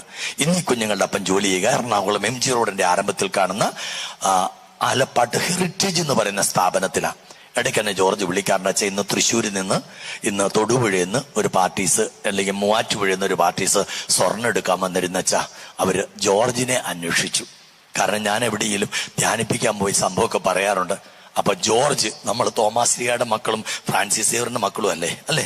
കണ്ടാലും കൊണ്ടാലും വിശ്വസിക്കത്തുള്ളൂ കേട്ടോ. കാരണം ജോർജിനെ അന്വേഷിക്കും. ആ കടയിലാണ് 4 ജോർജുമാരുണ്ട്. 4 പേരും വരും, എന്നെയാണോ. ഞാൻ വീട്ടുപേരൊക്കെ പറയാറുണ്ട്, നാനാട്ടെന്ന്, അതൊക്കെ മറന്നുപോകും. അപ്പൊ അവിടെ ചെന്നിട്ട് അവസാനം ഗത്യന്തില്ലാതെ പോയി ചോദിക്കും, ഒറ്റയടിക്ക് 4 കിട്ടിയ ഭാഗ്യവാൻ ആരാന്ന് ഞാൻ പറയും, മോനെ പറഞ്ഞോടെ, അതൊരു സാക്ഷിവാ. എത്ര അനുഭവം പറഞ്ഞാലും തീരില്ല മക്കളെ. കാരണം അമ്മയുടെ പക്കൽ കണ്ണുനീരോടെ ചോദിച്ചാൽ അമ്മയ്ക്ക് തള്ളിക്കളയാനാവില്ല. അമ്മ സ്വന്തം ശക്തി കൊണ്ടല്ല തരിക. അമ്മ തിരുപ്പുത്രന്റെ പക്കലെ. നമ്മൾ വിചാരിച്ചേക്കരുത് പ്രിയപ്പെട്ട അമ്മയാ തരുന്നെന്ന്. അല്ല, അമ്മ ഈ ബലിപീഠത്തിൽ കൊണ്ട് നിർത്തും. എന്നിട്ട് പുത്രനോട് പറയും, കൊച്ച് എന്നെയൊക്കെ ചോദിക്കുന്നുണ്ട്, എന്നാന്ന് വെച്ചാ നീ ചെയ്തു കൊടുക്ക്. എന്നിട്ട് നമ്മളോട് എന്നാ പറയുന്നറിയോ? അവൻ പറയുന്നത് പോലെ ചെയ്യുക. എന്നാ പറയുന്നത്? അവൻ പറയുന്നത് പോലെ ചെയ്യുക. പ്രിയപ്പെട്ടവരെ, ഇന്ന് നമ്മളാക്കി മാറ്റാനായിട്ട് നമ്മുടെ ജീവിതത്തിൽ ഇന്ന് നമ്മളെ നേരെ സ്നേഹിക്കുന്ന അമ്മ. ഇനി നിങ്ങൾ മനസ്സിലാക്കേണ്ട ഒരു കാര്യമുണ്ട്. ഈ ജപമാല പ്രാർത്ഥന പരിശുദ്ധ അമ്മയോടുള്ള പ്രാർത്ഥനയാണെന്ന് ആരും തെറ്റിദ്ധരിച്ചേക്കരുത് കേട്ടോ. അമ്മയോടുള്ള പ്രാർത്ഥനയല്ല ജപമാല. വിശുദ്ധ ജോൺ ബോൾ 2 പാപ്പ വ്യക്തമായി പഠിപ്പിക്കുന്നു, അമ്മയുടെ മടിയിലിരുന്ന യേശുവിന്റെ രക്ഷണീയ കൃത്യങ്ങളെ ധ്യാനിക്കലാണ് ജപമാല. 20 രഹസ്യം ജപമാലകളിൽ 18 രഹസ്യവും പരിശുദ്ധ അമ്മയ്ക്ക് ഗബ്രിയേൽ ദൂതനിലൂടെ ലഭിക്കുന്ന മംഗളവാർത്ത തുടങ്ങി പരിശുദ്ധാത്മാവിന്റെ ആഗമനം വരെയുള്ള 18 രഹസ്യങ്ങളും യേശുവിന്റെ ജീവിതത്തിലെ രക്ഷാകര രഹസ്യങ്ങളാണെങ്കിൽ, അവസാനത്തെ മഹിമയുടെ 2 രഹസ്യങ്ങള് പ്രിയപ്പെട്ടവരെ സഭ നമ്മളെ പഠിപ്പിക്കുന്ന വിശ്വാസ സത്യങ്ങളുമാണ്. അമ്മയുടെ സ്വർഗ ആരോപണവും അമ്മയുടെ രാജ്ഞീപദവും. Praise the Lord. Hallelujah, hallelujah, hallelujah. അമ്മയോടുള്ള പ്രാർത്ഥനയല്ല, അമ്മയുടെ മടിയിൽ നിന്ന് യേശുവിന്റെ രക്ഷണീയ കൃത്യങ്ങളെ ധ്യാനിക്കുക. വിശുദ്ധ തോമസ് അക്വീനാസ് ഇങ്ങനെ പറഞ്ഞു വെച്ചു, കടലിൽ ലക്ഷ്യമില്ലാതെ അലയുന്ന കപ്പലുകൾക്ക് തുറമുഖത്തെ പ്രകാശഗോപുരം യഥാർത്ഥ ലക്ഷ്യത്തെ കാണിച്ചു കൊടുക്കുന്നത് പോലെ സ്വർഗരാജ്യത്തിലേക്കുള്ള യാത്രയിൽ നമുക്ക് ആയി ഉയർത്തപ്പെട്ടിരിക്കുന്ന പ്രകാശഗോപുരമാണ് പരിശുദ്ധ കന്യകാമറിയം. സ്വർഗരാജ്യത്തേക്കുള്ള യാത്രയിൽ ലക്ഷ്യബോധത്തോടെ യാത്ര ചെയ്യാൻ, ലക്ഷ്യം വഴികാട്ടി തരാൻ സഭ ഉയർത്തിയിരിക്കുന്ന വിളക്കാണ് ആര്? പരിശുദ്ധ കന്യകാമറിയം. നമ്മളൊക്കെ മാതൃഭക്തരാ.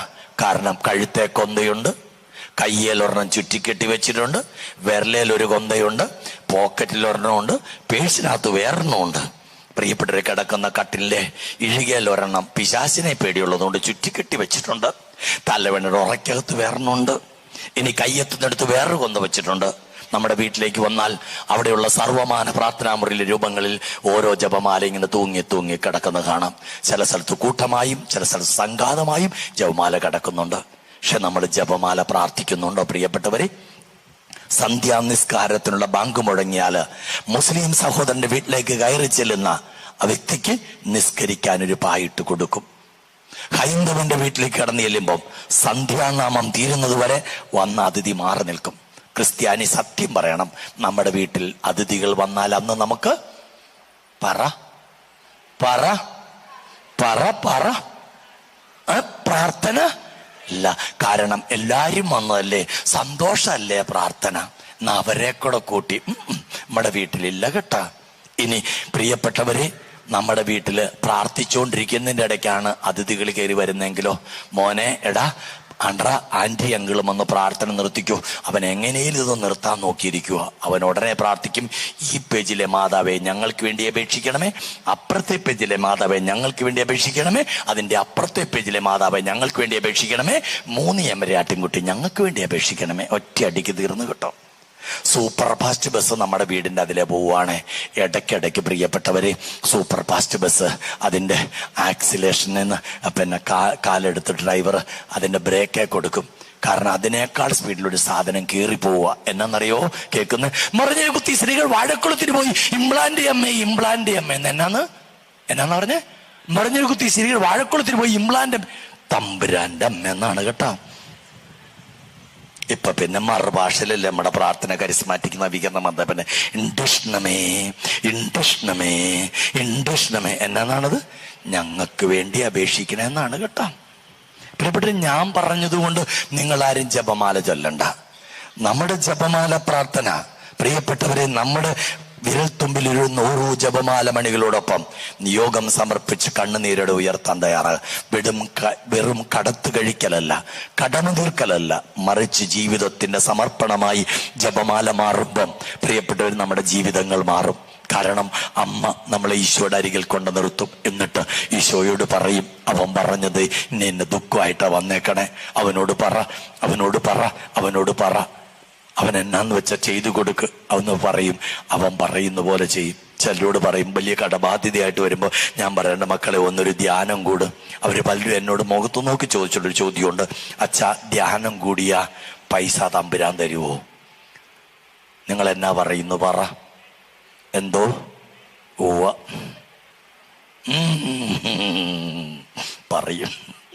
പറയും നമ്മൾ അങ്ങനെയാണല്ലോ. പ്രിയപ്പെട്ടവരെ, വളരെ പ്രധാനപ്പെട്ടൊരു കാര്യമാണ്. എത്ര അനുഭവം അച്ഛൻ പങ്കുവെക്കാം. ഒരു മനുഷ്യൻ, അദ്ദേഹത്തിന്റെ വീട് തൃശ്ശൂർ മാള സ്നേഹഗിരി ഇടവകാംഗമാണ്. അവിടുത്തെ കാറ്റഗിസം ഹെഡ് മാസ്റ്റർ ആയിരുന്നു അന്ന് അദ്ദേഹം. അദ്ദേഹത്തിന്റെ വീട്ടില് ഒരു ആയുർവേദ മെഡിസിൻ യൂണിറ്റ് ഉണ്ട്. ഒരു പ്രാവശ്യം ഉണ്ടാക്കിയ മെഡിസിൻ മുഴുവൻ ബോംബെക്കാണ് കയറ്റി അയക്കുന്നത്. 1 ലോട്ട് മരുന്ന് ബോംബെക്ക് അയച്ചു എന്ന് പറഞ്ഞാൽ ആ പ്രാവശ്യം ഉണ്ടാക്കിയ മെഡിസിൻ 1 ലോഡ് ബോംബെക്ക് പോയി. അതിന്റെ നെറ്റ് കോസ്റ്റ് 16 ലക്ഷം രൂപയാണ്. മരുന്ന് അവിടെ എത്തിയെന്ന് അറിഞ്ഞപ്പോൾ ഇവിടുന്ന് മെയിൽ അയച്ചു, പൈസയ്ക്ക് വേണ്ടി ചെക്ക് ചോദിച്ചുകൊണ്ട്. അപ്പോഴവിടുന്ന് തിരിച്ചൊരു മെയിൽ വന്നു, താങ്കളുടെ മരുന്ന് കമ്പനി റിജക്റ്റ് ചെയ്തു. കാരണം അത് എന്തോ ആയുർവേദ മരുന്നത്ത് എന്തോ വെള്ളാംശം കണ്ടതുകൊണ്ട് റിജക്റ്റ് ചെയ്തെന്നാ പറഞ്ഞത്. അപ്പോഴ് അദ്ദേഹം പറഞ്ഞു, മരുന്ന് തിരിച്ചയക്കുക, ഞങ്ങളത് കറക്റ്റ് ചെയ്തോളാം. അപ്പൊ പറഞ്ഞു, ഓൾറെഡി മരുന്ന് ലൈനിൽ എന്ന് പറഞ്ഞ സ്ഥലത്തേക്ക് കടകളിലേക്ക് അയച്ചു കഴിഞ്ഞു, അതുകൊണ്ട് ഇനി അത് തിരിച്ചു കിട്ടത്തില്ല. 16 ലക്ഷം അതും കിട്ടത്തില്ല.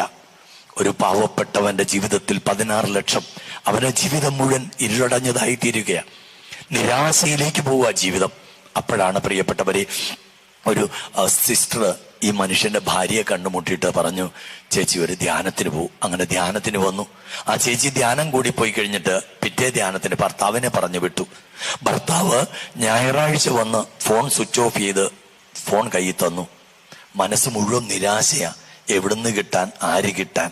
പ്രിയപ്പെട്ടവരെ, വ്യാഴാഴ്ച വൈകിട്ടത്തെ അവസാന ആരാധനയുടെ അവസാന വിനാഴിക വരെ ഒരു സന്ദേശവും കർത്താവ് ആ വ്യക്തിക്ക് കൊടുത്തില്ല. എന്നാൽ അവസാന ആരാധനയുടെ ആശീർവാദം കഴിഞ്ഞ് ദിവ്യകാരുണ്യനാഥനെ അൽത്താരയിലേക്ക് വെക്കുമ്പം കർത്താവ് പറഞ്ഞു, ഒരു സന്ദേശം കൂടെ ഉണ്ടടാ, പറയാൻ പറഞ്ഞു. ഞാൻ പറഞ്ഞു, 16 ലക്ഷം രൂപ കടബാധ്യതയുമായി വന്നിരിക്കുന്ന ഒരു മകനെ കർത്താവ് തൊടുന്നു, അവന്റെ ബാധ്യത കർത്താവ് ഏറ്റെടുക്കുന്നു. ഹല്ലേലൂയ. പ്രിയപ്പെട്ടവരെ, പിറ്റേ ദിവസം രാവിലെ പോകാൻ നേരത്തെ ഈ മനുഷ്യൻ എൻ്റെ ഇടയ്ക്ക് വന്നിട്ട് പറഞ്ഞ, അച്ഛാ 16 ലക്ഷം എന്ന് പറഞ്ഞ കൃത്യം എന്റെയാ. എവിടുന്ന് കിട്ടുമെന്നോ എങ്ങനെ കിട്ടുന്നോ എന്ന് എനിക്ക് അറിയത്തില്ല, പക്ഷെ ഞാൻ ദൈവത്തെ വിശ്വസിക്കുക. ഞാൻ പറഞ്ഞു, ജപമാല ചൊല്ലിക്കൂ, അമ്മ തിരുപ്പുത്തിനോടൊപ്പം കടന്നു വരും. പ്രിയപ്പെട്ട, ഒരു 11:30-12 മണിയാകുമ്പം എനിക്കൊരു ഫോൺ കോൾ വന്നേക്കുക. എനിക്ക് എൻ്റെ ഫോണിൽ നമ്പർ ഉള്ളതല്ല, ഞാൻ പെട്ടെന്ന് നമ്പർ മാത്രം, ഞാൻ ആരാന്ന് ചോദിച്ചോ പറഞ്ഞാ ഇന്ന് 16 ലക്ഷം ബാധ്യതയായിട്ട് വന്ന മനുഷ്യനാ. ഞാൻ എന്തു പറ്റി? അച്ഛാ, ഞാൻ അവിടെ നിന്ന് തിരിച്ചു പോരുമ്പോൾ എൻ്റെ സുഹൃത്ത് എന്നെ ഫോണിൽ വിളിച്ചു. കാരണം എന്നാണെന്നറിയോ, ഞായറാഴ്ച അദ്ദേഹം ഫോൺ സ്വിച്ച് ഓഫ് ചെയ്ത് ഇവിടെ കൊടുത്ത് ധ്യാന കേന്ദ്രത്തിൽ കയറി. തിങ്കളാഴ്ച തുടങ്ങി ഈ മനുഷ്യനെ, ഓസ്ട്രേലിയയിലുള്ള സുഹൃത്താണ്, ബന്ധുവാണ്, ഇരുത്തി പൊറപ്പിക്കുകയല്ല, ഇവനെ വിളിക്കുക. അറിയാവുന്നത് ഈ മനുഷ്യന്റെ ഫോൺ നമ്പർ. വിളിച്ചപ്പോഴോ ഫോൺ സ്വിച്ച്ഡ് ഓഫ്.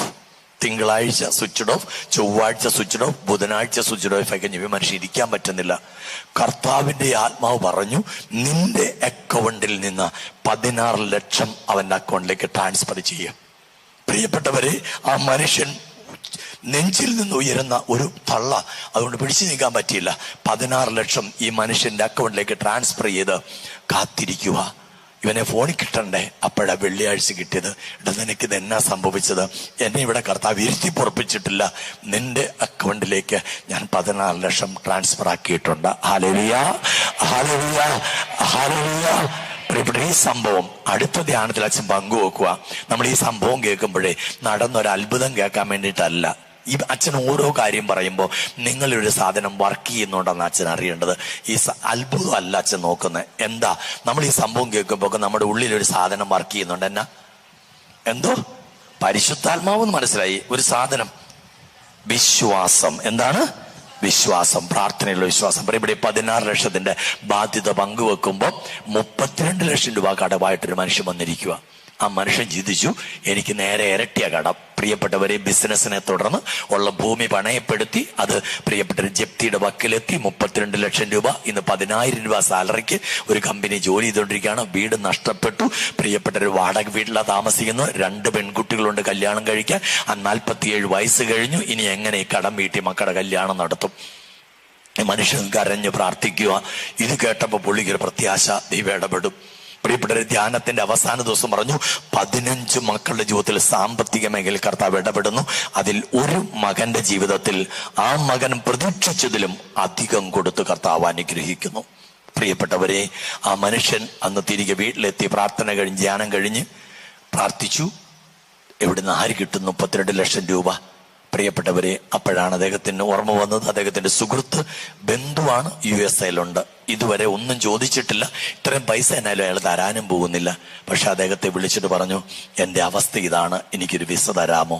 കുറെ നേരം സംസാരിച്ച ശേഷം പറഞ്ഞു, ഇദ്ദേഹം അവിടെ ഒരു കമ്പനി നടത്തുന്ന മനുഷ്യൻ. അദ്ദേഹം പറഞ്ഞു, ഞാൻ എന്റെ വിസ തരാം, മാസം ഏതാണ്ട് 2 ലക്ഷം രൂപ സാലറിയുള്ള ഒരു ജോലിയും ഒപ്പിച്ചു തരാം. എത്ര മാസം കൊണ്ട് തീർന്നു കടബാധ്യത? എത്ര മാസം കൊണ്ട് തീർന്നു? 16 മാസം കൊണ്ട്. അപ്പം പ്രാർത്ഥിച്ച തമ്പുരാൻ കേൾക്കുവോ? നിങ്ങൾ പറ, കേൾക്കുവോ? പ്രിയപ്പെട്ടവരെ, കടബാധ്യത കഴിയുമ്പോഴും രോഗപീഠയാൽ അലട്ടുമ്പോഴുമൊക്കെ നമ്മൾ അമ്മയോട് ചേർന്ന് ഈശോയെ മുറുകെ പിടിക്കണം. അമ്മ നമ്മളെ ഒരിക്കലും തള്ളിക്കളയത്തില്ല. ഹല്ലേലൂയ. സ്വരയർത്തി പറഞ്ഞേ, hallelujah, hallelujah, hallelujah, hallelujah, hallelujah. പ്രിയപ്പെട്ട രഞ്ജിത്തച്ഛന് കുറെ ദിവസം മുമ്പ് എന്നെ വിളിച്ചപ്പോൾ ഞാൻ ഇന്നൊരു പള്ളി ധ്യാനിപ്പിച്ചുകൊണ്ടിരിക്കുക. കൊരട്ടിയടുത്ത് കാതിക്കോട് എന്ന് പറയുന്ന ഇടവക ധ്യാനിപ്പിച്ചുകൊണ്ടിരിക്കുന്ന 3-ാമത്തെ ദിവസം ധ്യാനം നടക്കുന്ന. ഞാൻ പറഞ്ഞ, അച്ഛാ ഇങ്ങനെ ധ്യാനത്തിലാണല്ലോ. എന്നാലും അച്ഛൻ പറഞ്ഞു, ഞാൻ ഉച്ചയ്ക്ക് ഞാൻ പറഞ്ഞു, നോക്കട്ടെ അച്ഛാ. യാത്ര ചെയ്ത് ഇവിടം വരെ എത്തിയതിന്റെ കാരണം രഞ്ജിത്തച്ഛനുമായിട്ടുള്ള സൗഹൃദത്തിന്റെ പേരില. പ്രിയപ്പെട്ടവർ, ഒരു കാര്യം നിങ്ങൾ അറിയണമേ, നമ്മുടെ ജീവിതത്തിൽ ഈ ജപമാല നിങ്ങൾ മാറ്റിവെക്കരുത്. ജപമാല കൈകളിൽ ഉണ്ടാകണം. പ്രിയപ്പെട്ടവരെ, നമ്മുടെ ജീവിതത്തിന്റെ ഏതൊരു വേദന നിറഞ്ഞ അനുഭവത്തിലൂടെ കടന്നു പോകുമ്പോഴും അമ്മ നമ്മളെ സഹായിക്കും. പ്രിയപ്പെട്ടവരെ, അച്ഛന് ആലുവയിലൊരു ധ്യാന കേന്ദ്രം നടത്തുന്നുണ്ട്. ഒത്തിരി പേരൊന്നും വരാറില്ല. 50, 55, 60, 65 പേരേ ഉള്ളൂ. ഓരോ ധ്യാനം കഴിയുമ്പോഴും അച്ഛന് കടവ 30,000, 40,000, 50,000 ലക്ഷങ്ങൾ കടമുണ്ട് അച്ഛന്. പക്ഷെ അച്ഛൻ ഒരിക്കലും പതറത്തില്ല. കാരണം എൻ്റെ തമ്പുരാൻ എനിക്ക് വേണ്ടത് വേണ്ട സമയത്ത് തരുമെന്ന് എനിക്ക് ഉറപ്പുണ്ട്. Hallelujah, hallelujah, hallelujah. ലക്ഷങ്ങളുടെ കടബാധ്യത നിൽക്കുമ്പോഴും ഒറ്റ ചിന്തയുള്ളൂ, ഒരാത്മാവിനെയെങ്കിലും രക്ഷ സാധിച്ച അത് ജീവിതത്തിൽ വലിയ സാഫല്യമാണ്. 28 വർഷമായിട്ട് അച്ഛൻ ചെയ്യുന്ന ഏക ജോലിയാ വചന ശുശ്രൂഷ. വേറെ ജോലികളില്ലാം ചില വിദേശത്തുനിന്ന് അനേക രാജ്യങ്ങളിൽ നിന്ന് അച്ഛനെ വചന ശുശ്രൂഷയ്ക്ക് വിളിക്കുന്നുണ്ട്. പ്രിയപ്പെട്ടവരെ, അപ്പോഴൊക്കെ കർത്താവിനോട് ചോദിക്കുക, എന്നാ ചെയ്യണ്ടേ? പോകാറായിട്ടില്ല, പോകാറാവുമ്പോ പറയാം. ഇതുവരെ വിദേശത്തേക്ക് പോകാൻ എന്നെ കർത്താവ് അനുവദിച്ചിട്ടില്ല. പക്ഷെ എൻ്റെ ഒരു ആവശ്യത്തിലും എൻ്റെ കർത്താവ് എന്നെ തള്ളിക്കളഞ്ഞിട്ടില്ല. പ്രിയപ്പെട്ട ഒരു വ്യക്തി ദൈവവചനം കേട്ട് കടന്നു പോകുമ്പോൾ കണ്ണ് നിറയാറുണ്ട്. വേറൊന്നും കൊണ്ടല്ല, ജീവിതത്തിൽ കടബാധ്യതയുണ്ട്. പക്ഷെ ഈ ഒരു വ്യക്തിയുടെ രക്ഷ ആ കുടുംബത്തിന്റെ രക്ഷയായി മാറുകയാണ്. അതുകൊണ്ടാണ് നമ്മൾ പ്രിയപ്പെട്ടവർ ഇന്ന് ജപമാല ചൊല്ലി. നീ പല സ്ത്രീകളും എന്ന് പറയാച്ച ഭർത്താവ് ഭയങ്കര കുടിയനാച്ച, ഒരു രക്ഷയില്ലച്ച. ഞാൻ ചോദിക്കട്ടെ സഹോദരി, ഈ ഭർത്താവിന് വേണ്ടി മുട്ടുകുത്തി നിന്ന് കരഞ്ഞു പ്രാർത്ഥിച്ചതിന്റെ തഴമ്പ് നിന്റെ മുട്ടിലുണ്ടോ? ചിന്തിക്ക്, നിന്റെ മുട്ടിലുണ്ടോ? പ്രാർത്ഥിക്കണമെന്ന് അച്ഛനോട് പറയാൻ എളുപ്പ, മറ്റുള്ളവരുടെ രക്ഷ. നീ പ്രാർത്ഥിക്കുന്നുണ്ടോ? പ്രിയപ്പെട്ടവരെ, ചില രോഗപീഠ അലലട്ടുക. അപ്പോഴും പറയാച്ച ഭയങ്കര രോഗാച്ച, ക്യാൻസർ ആച്ച, ആ രോഗ. പ്രിയപ്പെട്ട മക്കളെ, കണ്ണുനീരോടെ അമ്മയുടെ കരങ്ങളിൽ മുറുകെ പിടിച്ചിട്ട് പ്രാർത്ഥിക്കാൻ നിനക്കാകുന്നുണ്ടോ? അമ്മ നമ്മളെ പുത്രന്റെ അടുത്ത് കൊണ്ട് നിർത്തിയിട്ട് പറയും, കൊടുക്ക് അവന്, കൊടുക്ക് അവക്കെന്ന്. സൗഖ്യം കിട്ടി. എത്ര അനുഭവം വേണേലും അച്ഛൻ പങ്കുവെക്കാൻ നിന്നുണ്ട്. എത്ര അനുഭവമാണ്. ശാസ്ത്രത്തിന്റെ എല്ലാ കണക്കൂട്ടുകളെയും തെറ്റിക്കുന്ന ദൈവത്തിന്റെ കൃപ അറിയണമോ? അമ്മയുടെ കരങ്ങളിൽ പിടിച്ചു നടന്നു, അമ്മ നയിച്ചോളും. Hallelujah, hallelujah, hallelujah, hallelujah.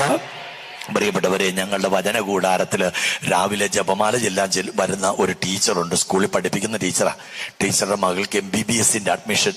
പ്രിയപ്പെട്ടവരെ, ESI കോട്ടയിൽ കിട്ടുമെന്ന് പറഞ്ഞ് കൽക്കട്ടയിൽ നിന്ന് വിളി വന്നു. ഇവിടുന്ന് അവർ പാഞ്ഞ് കൽക്കട്ട ചെന്ന് പറഞ്ഞത് ബ്ലോക്കാന്ന്, കിട്ടിയല്ലെന്ന് പറഞ്ഞു. തിരിച്ചു വിടണം. വീണ്ടും വിളി വന്നു, ഇപ്പൊ ഒന്നാ കിട്ടും. അവിടെ ചെന്നു വെറുതെ ഫ്ലൈറ്റ് ടിക്കറ്റ് എടുത്ത് ലക്ഷങ്ങൾ ചെലവാക്കി. അങ്ങോട്ടും ഇങ്ങോട്ടും 3 പേര് തിരിച്ചും അങ്ങോട്ടും ഇങ്ങോട്ടും പോയി, 2 പ്രാവശ്യം പോയി, നമ്മൾ ലക്ഷങ്ങളായി. അപ്പോഴാ ടീച്ചർ ഒരു ദിവസം എന്നോട് വന്നിട്ട് പറഞ്ഞു, ഞാനിനി നാളെ തുടങ്ങി ജപമാലയെല്ലാം വരുന്നില്ല. ഞാൻ ജയന പറ്റി. എൻ്റെ മകൾക്ക് അഡ്മിഷൻ കിട്ടാത്തതുകൊണ്ടല്ല, എന്നെ പറഞ്ഞു പറ്റിച്ച്. അതുകൊണ്ട് ഞാൻ ഇനിയില്ല. ഞാൻ പറഞ്ഞു, മര്യാദയ്ക്ക് നാളെ തുടങ്ങി ജപമാല വന്ന് ഇരിക്കണമെന്ന് പറഞ്ഞു. മര്യാദയ്ക്ക് രാവിലെ 6 മണിക്ക് ജപമാല ഉണ്ടാകാൻ ചെല്ലാനായിട്ട് അൾത്താരയിൽ ഉണ്ടാകണമെന്ന് പറഞ്ഞു. പ്രിയപ്പെട്ടവരെ, ഒരു ദിവസം ഈ സംഭവം കഴിഞ്ഞ ഒരു ദിവസം മകള് പള്ളിയിൽ പോയി കുർബാന കഴിഞ്ഞ് വന്നിട്ട് വെറുതെ അവളുടെ ഇതൊന്ന് ഓൺ ചെയ്ത, സാധാരണ അങ്ങനെ ഓൺ ആകിയല്ല, അത് ഓണായി. അവളുടെ മാറ്റർ മുഴുവൻ അടിച്ചു കയറ്റി, അത് ബ്ലോക്കായി. പിന്നെ അത് ഓണാകണില്ല. പ്രിയപ്പെട്ടവരെ, അടുത്ത ദിവസം ലിസ്റ്റ് വരുമ്പം ഈ കൊച്ചിന് ESI കോട്ടയില് കോയമ്പത്തൂർ ഹോസ്പിറ്റലില് അഡ്മിഷൻ കിട്ടി. ഹല്ലേലൂയ. MBBS പഠനത്തിന് ESI കോട്ടയിൽ കിട്ടിയാൽ 1 വർഷം ചെലവാക്കേണ്ടത് 50,000 രൂപയാ. 5 വർഷം 2.5 ലക്ഷം രൂപയ്ക്ക് പഠനം നടത്തി. ഇപ്പൊ അവള് പ്രിയപ്പെട്ടവരെ ഇവിടെ മഹാരാഷ്ട്രയിൽ ഒരു ഹോസ്പിറ്റലിൽ ഹൗസ് സർജൻസി ചെയ്തുകൊണ്ടിരിക്കുക. Hallelujah, hallelujah. എത്ര അനുഭവങ്ങളിൽ അമ്മ നമ്മളെ കൈപിടിച്ച് നടത്തുന്നറിയാമോ? അമ്മയോട് ചേർന്ന് നിൽക്കണം. അതുകൊണ്ട് പ്രിയപ്പെട്ട മക്കളെ, അച്ഛൻ പറയാൻ ആഗ്രഹിക്കുന്ന ഒരേ ഒരു കാര്യം ഇതാ, നിന്റെയും എന്റെയും ജീവിതത്തില് ജപമാല മുടങ്ങരുതെന്ന് അച്ഛൻ പറയും. അടുത്ത വർഷം ഇവിടെ നമ്മുടെ ഈ വചന കൂടാരത്തിൽ ഒരു കൺവെൻഷൻ നടക്കുന്ന സമയം വരെ മക്കളെ, ഇന്നു മുതൽ ജപമാല മുടങ്ങാതെ നമ്മുടെ കൂടെ ഉണ്ടാകണം. നമ്മുടെ ജീവിതത്തെ അച്ഛൻ പറഞ്ഞ മുഴുവൻ സന്ദേശവും, തിരുവചനത്തിൽ നമ്മൾ ഒരു ക്രിസ്ത്യാനി ഉൾക്കൊള്ളേണ്ട മുഴുവൻ സന്ദേശവും അച്ഛൻ 4 സെന്റൻസിൽ ഒതുക്കാൻ പോവുക. 1, നിന്റെ ജീവിതത്തിൽ കെട്ടിപ്പിടിച്ച് കരയാൻ ഒരു കുരിശും, കെട്ടിപ്പിടിച്ച് കരയാൻ ഒരു കുരിശും, ഹൃദയം കാട്ടി പ്രാർത്ഥിക്കാൻ ഒരു സക്രാരിയും, മടിയിൽ വെച്ച് വായിക്കാൻ ഒരു വിശുദ്ധ ഗ്രന്ഥവും, ജീവിതത്തിൽ പതറിപ്പോകാതെ മുന്നേറാൻ നിന്റെ കയ്യിൽ ഒരു ജപമാലയും ഉണ്ടാകട്ടെ. ഐ റിപ്പീറ്റ്, കെട്ടിപ്പിടിച്ച് കരയാൻ ഒരു കുരിശും, ഹൃദയം കാട്ടി പ്രാർത്ഥിക്കാൻ ഒരു സക്രാരിയും, മടിയിൽ വെച്ച് വായിക്കാൻ ഒരു വിശുദ്ധ ഗ്രന്ഥവും, ജീവിതത്തിൽ പതറിപ്പോകാതെ മുന്നേറാൻ നിന്റെ കയ്യിൽ ഒരു ജപമാലയും ഉണ്ടാകട്ടെ. നമുക്കൊന്ന് എഴുന്നേറ്റ് നിൽക്കാം മക്കളെ. ഒരു നിമിഷം നമ്മളൊന്ന് കർത്താവിനെ സ്തുതിച്ച് പ്രാർത്ഥിക്കാൻ പോവുകയാണ്. ദൈവസ്തുതിപ്പിന്റെ മണിക്കൂറാണിത്. എല്ലാ മക്കളും സ്തുതിച്ച് പ്രാർത്ഥിക്കണം. നമുക്ക് ദൈവസ്തുതിപ്പെന്ന് പറയുമ്പോൾ സ്വർഗം തുറക്കാൻ ദൈവം തന്നിരിക്കുന്ന താക്കോല ദൈവസ്തുതിപ്പ്. അതുകൊണ്ട് ഈ സമയം സ്തുതിക്കുമ്പോൾ കരങ്ങളുടെ മുട്ടു നിവരണം മക്കളെ ദൈവസന്നിധിയിലേക്ക്. നിന്റെ കണ്ണ് നിറഞ്ഞൊഴുകണം. നിന്റെ വേദനകളെ, നിന്റെ ദുഃഖങ്ങളെ ഈശോയ്ക്ക് കൊടുക്കുന്ന സമയമാ. സ്വർഗം തുറന്ന് മലാഖമാര് ഇറങ്ങുന്ന സമയമാ. നിന്നെ ഈശോയുടെ അരികിലേക്കൊന്ന് ചേർത്ത് നിർത്താൻ അമ്മ ഇറങ്ങി നമ്മുടെ അരികിലൂടെ നടക്കുന്ന സമയമാ. നിന്നെ ഒന്ന് ഈശോയോട് ചേർത്ത് നിർത്താൻ സർവശക്തിയോടെ. നിന്റെ കടബാധ്യതയായിക്കോട്ടെ, നിന്റെ രോഗമായിക്കോട്ടെ, നിന്റെ സാമ്പത്തിക ഭദ്രതയില്ലാത്ത അവസ്ഥയായിക്കോട്ടെ, മക്കളെ കുറിച്ചുള്ള നൊമ്പരമായിക്കൊള്ളട്ടെ, ജീവിത പങ്കാളിയെ കുറിച്ചുള്ള നിവേദനയായിക്കൊള്ളട്ടെ, എല്ലാം സമർപ്പിച്ചുകൊണ്ട് സർവ്വതും മറന്ന് എല്ലാം വിട്ടുകൊടുത്ത് നമുക്കൊന്നു ചേർന്നൊന്ന് സ്തുതിക്കുക. എല്ലാവരെയും കരങ്ങൾ ഉയരട്ടെ മക്കളെ. സർവശക്തിയോടെ സ്തുതിച്ച് ഹല്ലേലൂയ.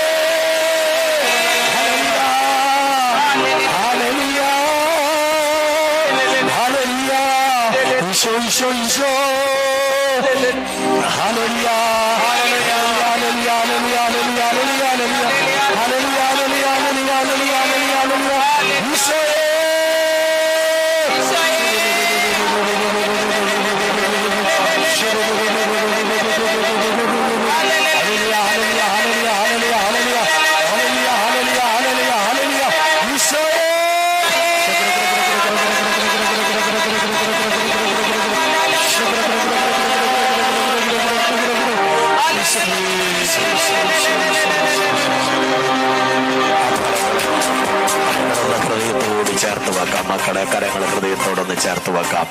കരങ്ങൾ ഹൃദയത്തോട് ചേർത്ത് വെച്ച് കണ്ണുകൾ അടഞ്ഞു തന്നെ ഇരിക്കട്ടെ. ഈശോ സംസാരിക്കുന്ന സമയം ഇത്. ഈശോ സംസാരിക്കുന്ന സമയമാണ്. അനേകം നാളുകളായിട്ട് നടുവുവേദന കൊണ്ട് നടുവിന്റെ ഏറ്റവും താഴെ നിന്ന് 4, 5, 6 കശേരികൾക്ക് കഠിന വേദന കൊണ്ട് അല്പം നേരം ഇരുന്നാൽ എഴുന്നേക്കാൻ, നടുവ് നിവർത്താൻ പറ്റാത്ത ഒരു വ്യക്തിയെ കർത്താവ് സൗഖ്യപ്പെടുത്തി അനുഗ്രഹിക്കുന്നതായിട്ട് കാണിച്ചു തരുന്നു. Hallelujah, hallelujah, hallelujah, hallelujah, hallelujah, hallelujah, hallelujah.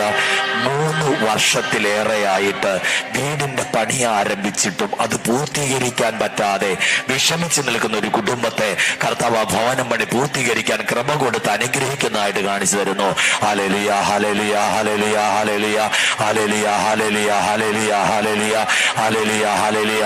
മൈഗ്രൈൻ്റെതുപോലുള്ള കഠിനമായ തലവേദന മൂലം, മൈഗ്രൈൻ്റെതുപോലെ കഠിനമായ തലവേദന മൂലം ഏറെ ആശുപത്രികൾ കയറി ഇറങ്ങിയിട്ടും സൗഖ്യം കിട്ടാത്ത ഒരു വ്യക്തിയെ കർത്താവ് ഈ സമയം സൗഖ്യം കൊടുത്ത് അനുഗ്രഹിക്കുന്നതായിട്ട് കാണിച്ചു തരുന്നു. Hallelujah, hallelujah, hallelujah, hallelujah, hallelujah, hallelujah, hallelujah, hallelujah, hallelujah. യൂട്രസില് ഒരു ഫൈബ്രോയിഡ് ഉണ്ട് എന്ന് ഡോക്ടർമാർ സ്കാനിങ്ങിലൂടെ കണ്ടെത്തുകയും ഇത് മരുന്ന് കഴിച്ചു നോക്കുക, മാറുന്നില്ലെങ്കിൽ, അത് വളരുകയാണെങ്കിൽ ഓപ്പറേഷൻ വേണമെന്ന് വ്യക്തമായി പറയുകയും ചെയ്തിട്ടുള്ള ഒരു മകളെ കർത്താവ് തൊടുന്നു. ആ ഫൈബ്രോയിഡ് ഇപ്പോൾ ചെറിയ ഇല്ലാതാകുന്നതായി കർത്താവ് കാണിച്ചു തരുന്നു. Hallelujah, hallelujah, hallelujah, hallelujah, hallelujah, hallelujah, hallelujah, hallelujah, hallelujah, hallelujah, hallelujah. ഒരു ആക്സിഡന്റിനെ തുടർന്ന് വലതു തോള് കുത്തി വീണതിന്റെ ഫലമായിട്ട് ആ ഷോൾഡറിന് ഇടയ്ക്കിടയ്ക്ക് കഠിന വേദനയും നീർക്കെട്ടുമുണ്ടാകുന്ന ഒരു വ്യക്തിയെ കർത്താവ് തൊടുന്നു, സൗഖ്യം നൽകി അനുഗ്രഹിക്കുന്നു. Hallelujah, hallelujah, hallelujah, hallelujah, hallelujah, hallelujah, hallelujah, hallelujah, hallelujah, hallelujah, hallelujah, hallelujah, hallelujah. പരിശുദ്ധ അമ്മയുടെ ശക്തമായ സാന്നിധ്യം ഇപ്പോൾ നമുക്ക് മുമ്പിൽ വെളിപ്പെടുത്തുകയാണ്. അമ്മയുടെ കയ്യിൽ നിന്ന് ഒരു നീല കളറിലുള്ള ജലം ഈ സമൂഹത്തിലേക്ക് ഒഴുകിയിറങ്ങുന്ന ദർശനം കർത്താവ് കാണിച്ചിരുന്നു. Hallelujah, hallelujah, hallelujah, hallelujah, hallelujah, hallelujah, hallelujah, hallelujah, hallelujah, hallelujah, hallelujah, hallelujah.